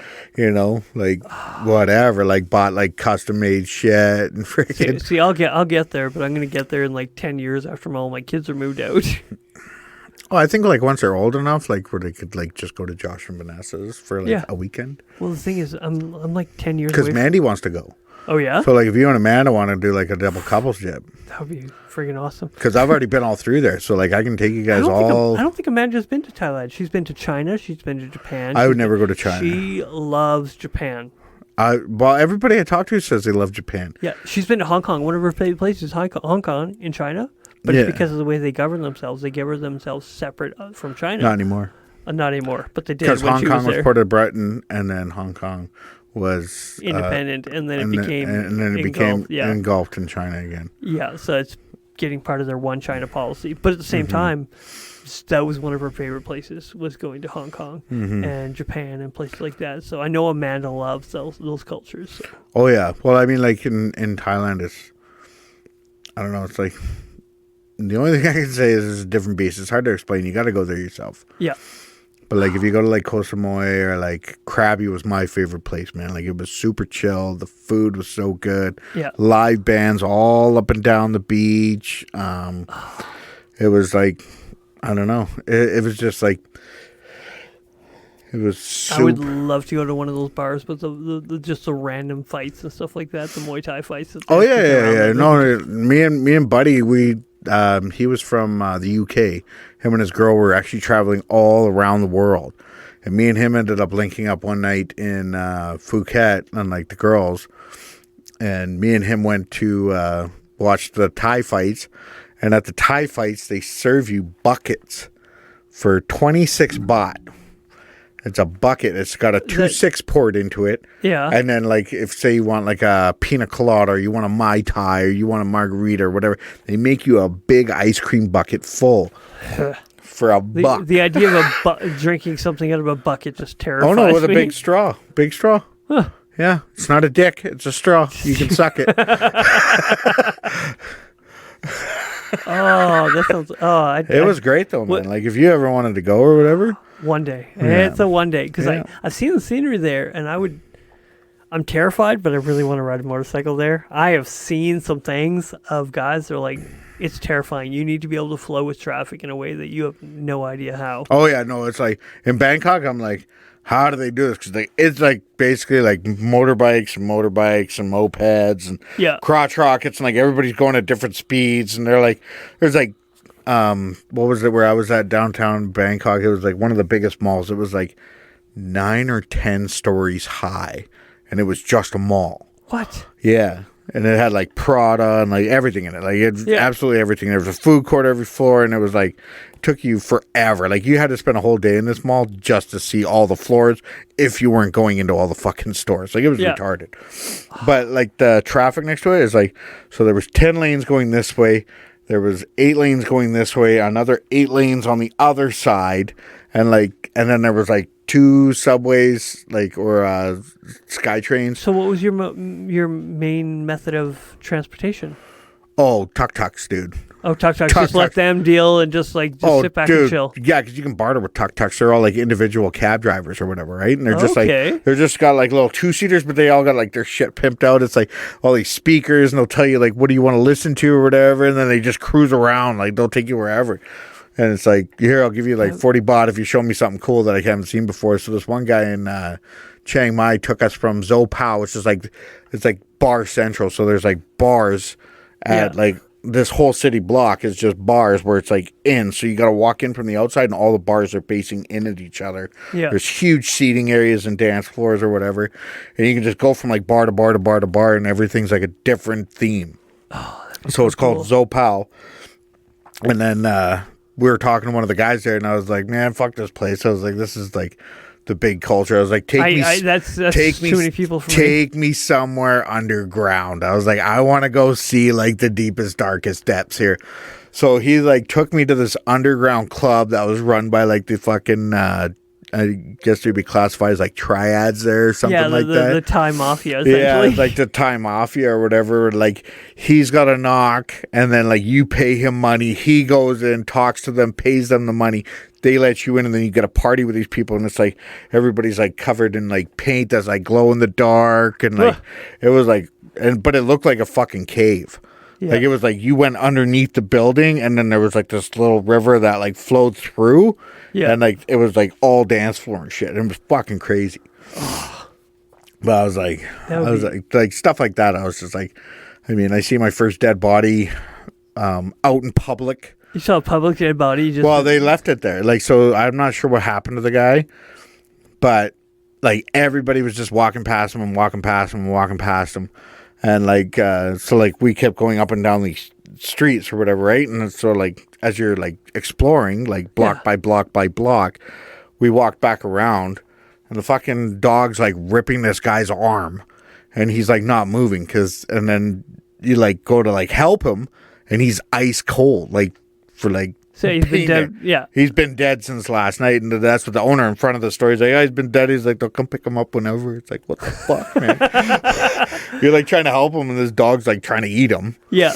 You're like, what the fuck? That's crazy. Yeah, man, it was nuts. It was such a cool time though. Like, yeah, you go to like any place that like makes like Armani or whatever. You go in, they like take your thing. 24 hours later, you have a brand new suit ready for you, and it's like it costs you like I think 1,000 baht there. Oh. And you can bring it home and sell it for like $3,000, and it's real Armani clothes, like and it's all fitted for you or whatever. Like it's. That's an outside with fitted clothes, though. What? You buy fitted clothes, they fit you. Yeah, but I mean, whatever. You know what I mean, though, right? Yeah, like, I mean, if you wanted to bring it back, what fits you is going to fit at least another 50,000 people in the world. You know what I mean? Like, there's so many people with your body type. Yeah. So I've met a few people like my body type recently. I'm like, oh yeah, I'm not the only skinny fuck. No, but it was really cool. Oh. I really enjoyed that over there. Same with like. The Dominican was really cool. Like the bars. I've never been Dominican. The you want to go to the Punta Cana side. You don't want to go to the San Domingo side. Why? San Domingo is like the impoverished end of it. You're more likely to get jacked or something like that. If you're looking to have like a good time, like Punta Cana is like where all the hustlers are, and everybody's trying to sell you shit. And I got my mom actually a handcrafted necklace. So I talked to this guy the night before, and he's like, "I'll make you a beautiful pearl necklace or whatever." And I was like, "Okay, whatever." And it's like, I think it was like 23 of their bucks to like one of my bucks. Yeah. And he's like, you give me 200 Canadian. He's like, I'll make you a perfect necklace.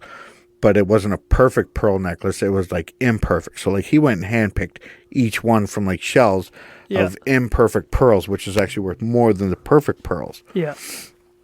So I bought this thing for him, like not even thinking. I was like, I'm going to get my mom something real nice while I'm here. Yeah. So I go back to the jewelry store.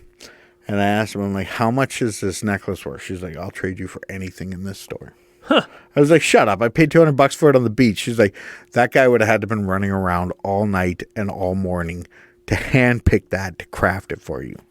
She's like, because he would have found like so many perfect pearls, and then to find one that's imperfect to make a whole imperfect necklace out of. So yeah, I guess it was like a big deal, and I didn't even know that. I was like, oh, well. So there you go, Mom. Does she still wear it? She has it. I've never seen her wear it. Oh, is that the way it is? I think it's too valuable. Either that or she doesn't like it. It reminded her of a Bible verse. Don't cast your pearls before pigs. Yeah, but that's to say, do not put anything valuable. No, I know. But when I gave it, that was one of her favorite things. She always, like growing up, she didn't think she was like very pretty, but she was always beautiful. My mom's like one of the most beautiful people inside. Great. But like she always felt like on the outside she wasn't as desirable, and I said, I know that feeling. Yeah, I do. I honestly do, because I look at what I'm doing here and how we're reaching people that I never thought we'd reach. Like I'm talking all over the world right now with this podcast. We're reaching so many people. Yeah, and I'm like, if you saw me in person, you would not think very highly of me. It's like, what the fuck is wrong with that guy? He can't even take care of himself. Can't take care of whatever. But the way I think and the way I speak allows me the opportunity to speak to people who don't see me. They don't know. They just know I'm a skinny, a slimmer. I don't want to say skinny. Skinny's too derogatory. Yeah. But and I'm able to do this because people don't see me. So I get where your mother's come from, where this idea that there's a social standard of beauty, and I may not fit it, but inside and from what I know and from who I am and from my beautiful wife, who is way better looking than I am. She is gorgeous, and the fact that she's with this borderline skinhead looking dude. Psychopath. But I'm able to be charismatic enough that it makes up for my... right? The same with me. I'm so charming that you just can't wait to hear what I'm going to say next. Well, I've enjoyed hearing about Thailand and like all these places. Well, see, and it's funny because like when I was in the Dominican, it was like gangster's paradise for me. Cause like, well, I was at the bar, and there's like this guy that comes up, and you know how I got the big tattoo of the arm guard that says Lord of Lords, and he's like reading it, and like me and him are like drinking, like we were chatting. He's like reading it. He's like, where I'm from? He's like, I'm Lord, and he's got like this gold grill in the front. Like, I mean, you can totally tell this guy's a Colombian. Yeah, straight up. I was like, or Mexican or something. I was like, holy smokes! There was a whole family of yakuzas. Yeah, that was there. And then there was like this mob wife. Her husband just died or whatever. And I thought she was going to whack my ex-wife at the time because she kept saying I reminded her of her husband, and she kept coming up and like grabbing my arm, and like she actually had like security with her, like people, right? And they would always come between me and my ex-wife so she could just talk to me, and then she always used to like look at her and scowl and stuff like that. Yeah, and there was like a group of like 81 guys there, and it's like gangster's paradise because like they don't require like you're not as bad as the people they have locally there. They're like, we don't care where you get your money, bring it here. They're it's all tourism. They don't care where it's coming from. Oh yeah, but it was a great time. Like I mean, like we had great times at the bars there. I really love bartering in Dominican. Oh, I love my wife is horrible at it. Really? I love bartering. It's so much fun to me. I will play. I will haggle. It's a sport. Mm-hmm. It's how much can I get out of you, and still you do. It's a win-win for them. Well, it doesn't matter They're what you spend. It's overcharging the shit out of you. Well, yeah. Like I remember, like fake Ray-Bans in Phuket was like $200 Canadian. I got them down to like $40. You know, and he's like, no, you got to pay this, and I was like, brought him down to $40, and she's like, you probably could have got him down to like 20 or 10, and I was like, yeah, but the guy needs fucking money too. Yeah, like, that's I mean, exactly like, it. you know, like I they don't, might go that low, but it's a win-win. Yeah, but they're I don't over care. asking. You can bring them down Yeah. and still be doing them a favor. Yeah. It is a win-win when it comes to that. But Amanda, she's the worst at it because we were in Mexico when Talia was right before Talia was born, and we went to this place and Amanda saw a dress. A little girl dress, and she's like, oh, we have to have this. I'm like, shut up. You're horrible at this. Because now the person's like, I can charge her. She can barter, and I need to be able to walk away. I need to be able to say, no, that's too much. And I can't do that with my wife saying, we need to have it. I'm like, fuck, shut up. I'm so frustrated because I'm like, I love bartering. You tell me what you want, I'll get it for a fair price. We will not be overpaying. Right. I have no idea what happened to that little dress. I have no idea where it went. That's a good one. But, you know, all our kids are grown up now, so it's far gone. But it was such a good time. Yeah, same when I was in Texas, man. Like, Arkansas was like one of my favorite places. Yeah. I love Arkansas, man. I would love to go to Arkansas. Food was great there. People were great. They kind of reminded me of like a friendlier version of fucking Alberta. Yeah. With guns. Yeah. You know? I think Alberta is honestly Canada's Texas. Yeah. Minus freedom. Well, a bunch of retards that you get outside of the big cities and people just don't give a fuck what the government has to say. Yes, but look at what happens in America with Texas, Austin, very Austin, democratic, yeah, very democratic. Yeah. Well, look at Calgary and Edmonton, very liberal, very NDP, which is like our NDP is their Democratic are very similar. So when you go into some of the cities, you're going to have that. But they have the potential of being great, and they just keep voting in these stupid people.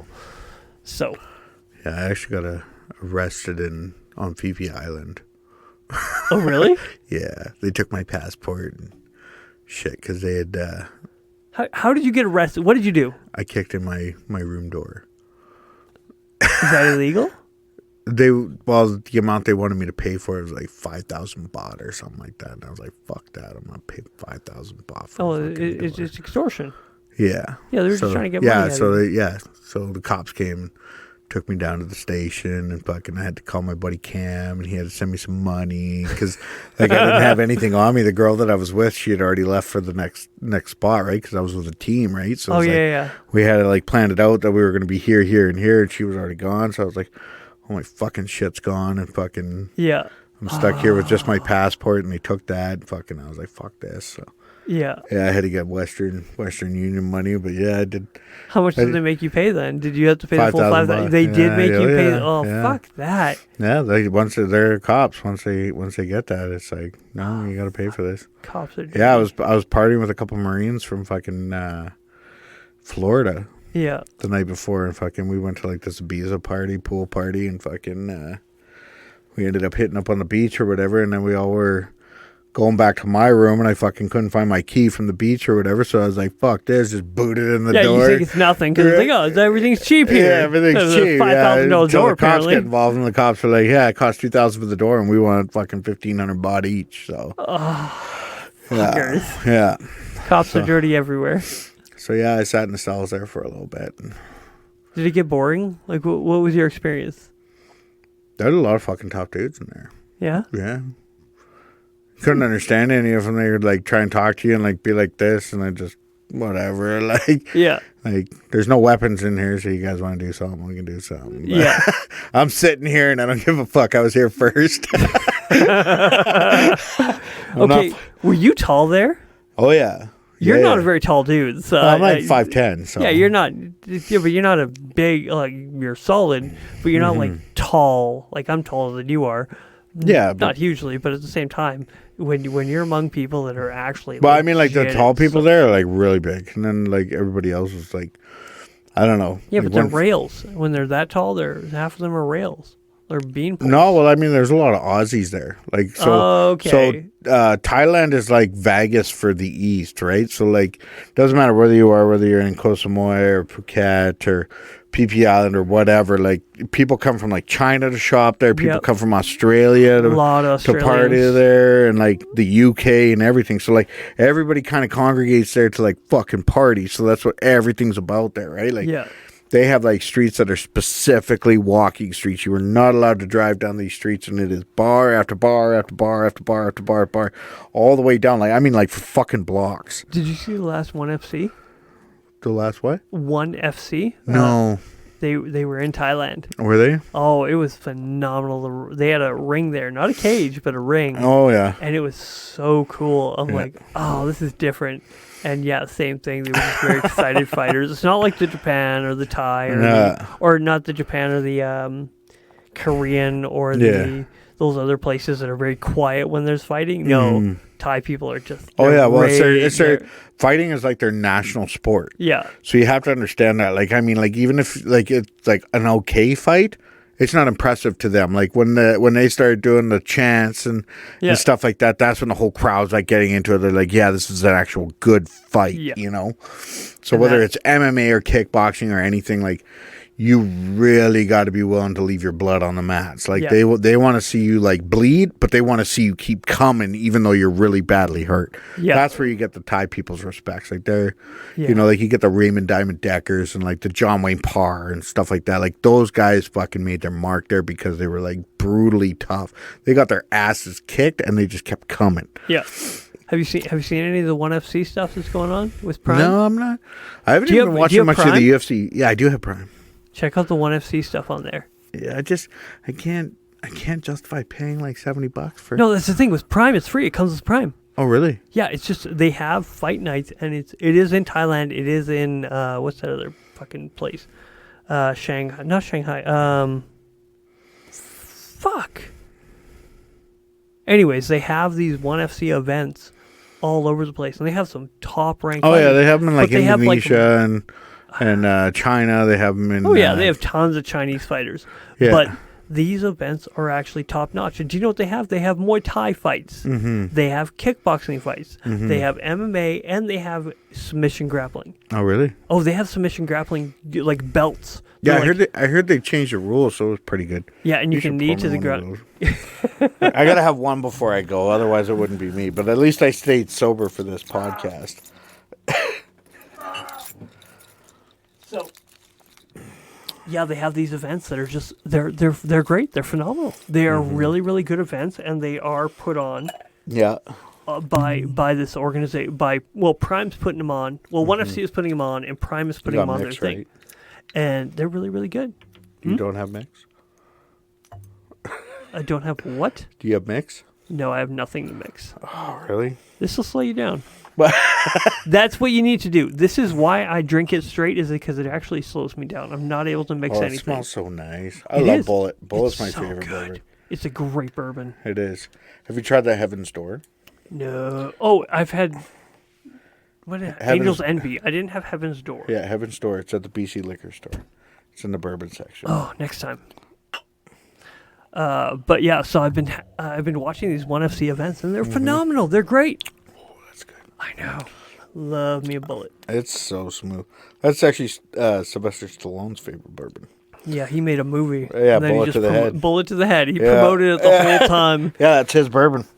Is it actually his bourbon or just something he promoted? I believe so. I'll Google it later and let you know, and you can confirm it on the next podcast. Yeah, we'll figure that out. I won't be on it. But I don't want to edit, so I don't want to take the time to Google right now and sit here in silence. We did that with the last one.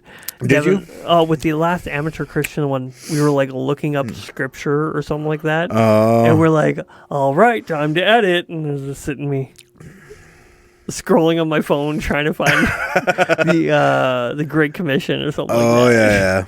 Because we were talking, we had a really good one, Amateur Christian. Oh, yeah? We were talking about what does it mean to be a Christian? We throw around the word Christian, and we're like, okay, what does it actually mean? It means to be like Christ. Yes, but some people view Christ as a Savior, and some people view him as a Lord. And there is a difference between a Lord and a Savior, because a Savior is just simply someone who serves, who saves you, where a Lord is someone you choose to serve. And and so you. That's why I have Lord of Lords tattooed on my. Yeah. It's actually back to medieval times. When you die on the battlefield, you used to have your information tucked in your arm guard. So that way they knew where to take your body or your stuff. Okay. When you were found dead. So my brother has King of Kings and I have Lord of Lords. Ah. And that's why mine's done like a shield guard and Derek's is done like more like wooden with vines, and it's humble. Okay. Yeah. I really want to get that on my leg. What? King of Kings, Lord of Lords. Yeah. I want to get that on my leg because that's what Christ will have on his thigh as he rides into Revelation. Yeah. And I'm like, I want that. But tattoos cost money. I'm actually going, after my and Mandy's wedding in August, we're going to see my buddy Fido in Vancouver. And he's starting my full back piece. I do have some great jokes planned for your wedding. I hope you do. I really hope you do. Like, I really want you to feel comfortable in, like, just knocking it out of the park. Well, here's the thing. Your mother, who is a saint, is worried about me. It's not her wedding, so you don't need to worry about my mother. But I need to not accidentally say Becky. Oh, yeah. That's a goal. But now that she put it in my head, I'm worried. But up to this point, I've been fine. Don't say it. So anyways... One of my jokes is like, I'd like to welcome half of you back. I'll let you decide which half is back. I've got some jokes. There are some that I'm going to save for a post podcast of just all the jokes I couldn't say. Oh yeah, give her, man. I'll be on there for that. I'll let you rock with it, man. You know me. I got a good sense of humor. Oh yeah, I know you do. But your mother, I fear her. She's more concerned with how Mandy would feel about it, but Mandy wants it to be a very lighthearted event. Like, she doesn't care about my ex. She doesn't care about her ex. Yeah. Any kind of cheap punches or anything like that, as long as they're not directed at her. No. I don't care if they're directed at me. Any jokes I have will be in very good taste. While simultaneously, some people, they're very Andy Kaufman. You know who Kaufman is? Andy Kaufman. Isn't he the gay guy? No. Maybe. Who knows? There could be an Andy Kaufman out there that's gay. Yes, very possible. But are we discussing him? No. Jim Carrey played Andy Kaufman in a comedy / drama movie. Wasn't it The Truman? No, that's The Truman Show. Oh. There's The Truman Show and the Kaufman or whatever. I don't remember what it's called now. Anyways, where it was this comedian who had very inside jokes for himself, where he would make jokes that he thought was funny. Like at one point he did a Christmas special where he messed up the film so that it would seem as if your TV is glitching, because back in the day they had tube TVs. Yeah. I remember, yeah. And so he was like, he made the TV do that, or he made the video do that, so it looked like he had to hit it. So people were all hitting their TVs. So even as he aired it to the executives to say, hey, this is what we want to air, the TV did that, and the executive goes, they like hit the TV, and the guy's like,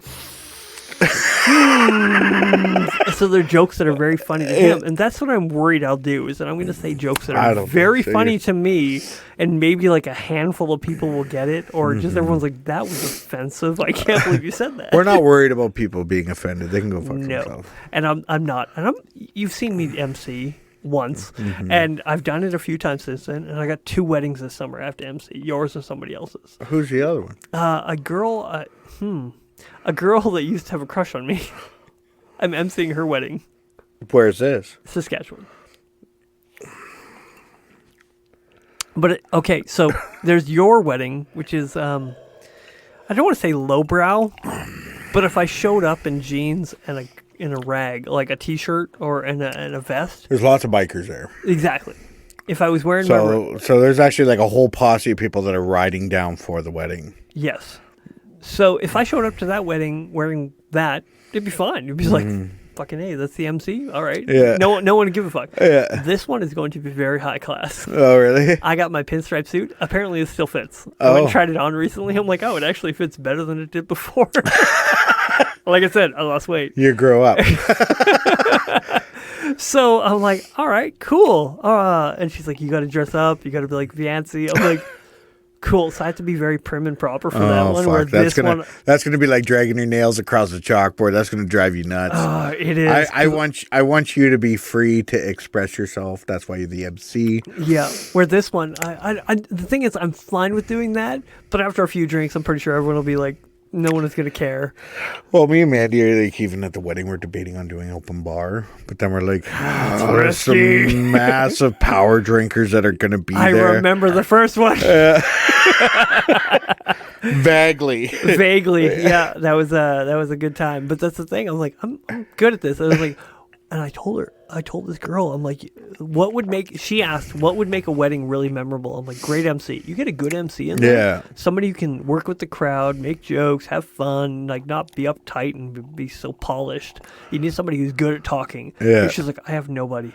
And I'm like, really? Nobody? And she's like, yeah, I got nobody. I'm like, and this is in Saskatchewan, and I hate Saskatchewan. It's so fucking far away. Yeah. And it's hard to get to. It's a boring ride and all these things. So I told her, I'm like, I'll do it. Mm-hmm. I'm down. I will do your wedding. If you're looking for somebody still, I will do it. And she's like, are you good at talking? I'm like, I have a podcast. And she's like, I do it half drunk. And I'm coherent and people can understand me. Yeah. Trust me, even at the worst of times, I'm in the best of times. Yeah. Most people are scared. I'm like, no, this is my element. Yeah. Yeah. I'm restricted on my drinking at my wedding until our honeymoon. Good. Do Yeah. it. Have fun. I am. Just chill and... I'm actually just going to drink wine. That's... I'm French. So am I. I drink wine very well. Amanda's like, you shouldn't drink wine. I'm like, I know, because I'm pretty good at it. I've been to a wedding once where I was burdened with tragic news. Oh. And I found out right before the wedding. And I'm like, oh, time to suppress. And there was wine. And I drank a lot of wine before I had to give such news to other people. I'm like, this is horrible. I'm not happy about this. So yeah, I suppressed a lot of emotions and a lot of things, and I drank wine. And at the end, I'm like, okay. You did the French thing. Good for you. Yeah. You were at that wedding. Yeah. Which one? Josh and Vanessa's. Oh. Yeah, I was drinking a lot there because I was suppressing some emotional trauma news. Oh. Yeah. Not for me, for other people. But, but the weight was put on me. I'll tell you after more, but yeah, I was holding some stuff that I'm like, oh, this is not my burden, but now I can't say anything. The measure of a man is how much burden he could take upon himself. I have fucking no idea. Just because I have to work early. You do have to work early. Do we have to call her? 9:23. Oh, my wife messaged me like 14 minutes ago asking, you guys almost done? I'm just going to tell her to go. Go where? She has to go to Walmart to go pick up some stuff. Oh. So, anyways, I had to carry some burden that was not mine to carry, but as a man, what do? You see a burden, something has to be done, I'll do it. But I don't want to take away from the event because the event was more important. So I'm going to carry this burden until the end of the event. And then I'll just deal drink with your problems away like a man. Yeah. This is how we deal with things. Yeah. We suppress them. They turn into a tumor. You cut tumor off. Problem solved. I really think we need to do a podcast about what it really means to be a man. I think Devin and I have done that. I don't think so. Well, how do you feel for time? Right now it's crunched. It's crunched. We don't have time to actually get into it. We can do it another day. Because I really do think being a man is a good... I think it's a great conversation. Yeah, I do. I honestly do, but I think it's like a lot of aspects that like a lot of people don't. Do you know what I hate is some people who suppress the idea of nuance. When I say there's a nuanced conversation to be had about what it means to be a man, they're like, oh, it's not a nuanced conversation. Or complicated if I'm going to simplify the language. No. Where, it is a complicated thing. It is, because being it's more than a penis. Yeah, absolutely. Absolutely, because you need, in being a man, and I'll just touch on this, like in being like a true masculine man, you have to think outside of yourself. You have to think of your wife. You have to think of your kids. If you don't have your wife and your kids, you have to think about your future. You have to think about your value, what you're going to put your efforts into becoming something of value. Because unfortunately, Men for are men, measured by what they can do. men are only loved or respected by what they can do. Yep. They are not loved and respected for just being that. Women are just loved because they're pretty or nice. Or nice tits. Yeah, they don't have. You can have a great set of tits and have nothing else to offer you, and you can find somebody to marry you and put up with your shit at least most of your life. Yeah, or buy you drinks at least. Right, every night. So how many times have the chicks bought you drinks? Quite a few, actually. Really? Yeah, Fuck, especially you must when have some great tits. Well, it wasn't that. I was actually when I was in my early 20s, I was pretty studly at the bar. I wasn't. I was bouncing. You were bouncing. Yeah, they wanted something. No, that doesn't count. Well, whatever. If they don't find you handsome, they better find you handy. No chick. I've had dudes buy me drinks. But, I bought you drinks before. That's right. That's what I'm saying. saying. And I find you not attractive at all. No. But I mean... I'm an intellectual. And like, it's true in a sense. Like, I've talked to a few people and they're like, like they don't... Men and women are weighed and measured on totally different scales. Oh, yeah. Like you're not gonna. There is a double standard. Absolutely. And I've going to be bringing this up. I'm going to be bringing it up when we have a different guest on. Yeah. And Devin and I have already discussed it, where there is a double standard, as you must embrace it. It's fine. Be okay with the double standard. Yeah. And that's the problem, is that everyone in their feminine inclinations, I'm not saying feminine nature, because feminine inclinations that we have in North America, we want to reject the idea of a double standard. We're like, no, there is no difference. Men and women are treated the same. No, we're not. No, we're not. No. If I went to my wife and said, hey, if you want to go out this weekend, you have to make sure that all the laundry's done. Fuck. I'm in so much trouble just for even mentioning that idea. Yeah, but if my you wife don't finish the says, shed, if you don't finish this, that, and the other that you said you would do, you can't go on this ride that you want to go on. Yeah. I want to go to a ride this weekend. GPA, they got demo days this weekend. And I really want to go try a nice Harley. Oh. Yeah. I just want to try them. I'm not buying them.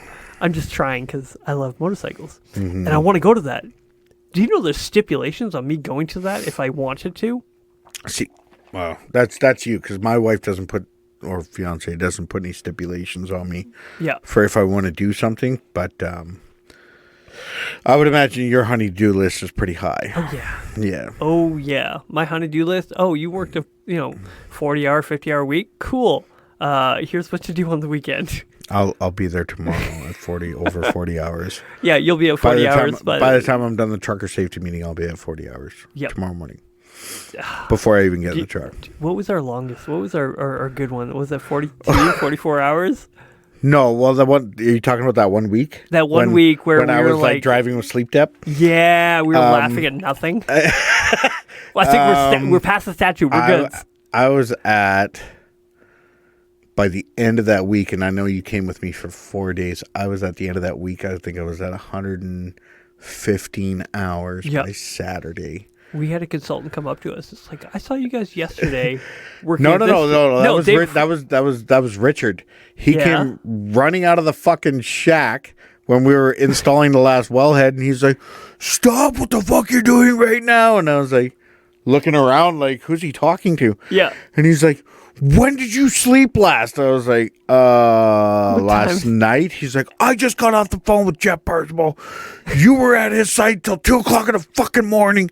That's an hour drive back, and you were here at 7 o'clock this morning, and we're at least an hour and a half away from town. He's like, when did you go to sleep? I was like, well, they were loading the truck, dude. Like, yeah, fuck. we got a break. Yeah, I got a break. I fucking chilled out. I went to sleep fucking for a couple hours. Yeah, I slept for like we didn't build. We build. That's the thing. We got to bill for sleeping. Yeah. Yeah, the truck was loaded for us. Yeah, it was fine. We billed for it, but yeah, he's like, you're not driving off of this location. You cannot leave this location under your power. Yeah, but you can finish working for the next 2 hours and then park and sleep. And what did they do? They drove. Darren and Jamie drove to the wrong location. Up past 101, and we were down the Lower Cache. We told them Lower Cache. We said it multiple times, and they drove to the wrong location. An hour and a half, 2 hours away from us. And we looked around and we're like, nobody's around. So I called them and I was like, if anybody asks you, pick me up, and drove back to the fire shop. And then they loaded me again, and I went to another job. I got to sleep. I know you did. You got it off. I had to go to work. I'm tired. And then you the came thing back is, it to work wasn't with that me. far from site. It was not that far from town. No, well, I mean, we're up by Hudson Hope there. Yeah, that's Down only the Hudson Cat. Hope. It wasn't like 101, which is much further. Yeah. 101 is much further than Lower Cache. And we're Yeah. like, no, we're Lower Cache. This is closer. We'll be fine. It's a 45, maybe an hour drive. Yeah. We were closer than they were. I'm not going to wait there for 2 fucking hours just because they went the wrong direction. Mm-hmm. And they were dispatched. That's the problem. They knew better. Yeah. So, fuck that. That was good. We had some good times. Good I times. think we were 44 hours in 48 hours. We were at 44 hours. Yeah. Out of a 48-hour period, we had worked 44 hours straight. Yeah. Yeah. But me and Jamie did the longest stretch. We did 67 hours straight. Really? Yeah. I think the first day I worked with him, I was at like 19, 20 hours. Yeah. And it was like a nothing job. We sat there waiting 90% of the time. Yeah. I'm like, fuck, we're getting paid for this? Ours was not. He was yelling at the consultant, I've been standing in the cellar for 3 fucking days. I haven't changed my underwear. Blah, blah, blah. Freaking out. Fucking. Oh, that dirty newfie. Of course he would bitch about that. Yeah. Yeah. He was fucking hilarious, man. I used to love working with him. Oh, he's good shit. I actually, honestly, I look up to Jamie. He said some things. He was a bit of a D-bag, but... He was okay with me. Me and him never had a problem fucking. No, I look back and I'm like, no, he was a man. He was good. He was good shit. But I don't do that with a lot of people. I don't speak ill of a lot of people, but he's one of those guys that I'm like, no, sincerely. Yeah, he was a good dude. He was a good laugh, man. He was great. He was so much fun. And he was a man of integrity. Yeah. I really do believe that. He was a little sketchy because he's a fucking newfie. Yeah, but he's psychotic. But I mean, like, fucking, I love him. He's one of those guys that he's laughing while he's grinding the gears. Fuck. Oh, yeah. You know? And then there's other people like Sakuchi. Fuck that guy. Yeah. Yeah, Ryan, if you're listening, just go fuck yourself. drink a Bud Light and fucking get a sex change, you fag, and then go hang yourself. Well, I didn't say it. I did. I know you did. Anyways, we should probably end on that note. Should. That was great, and I got to get home to my wife. You do. Cheers. Thanks for coming on. Yeah. I appreciate it. God bless, guys. Don't be a dick.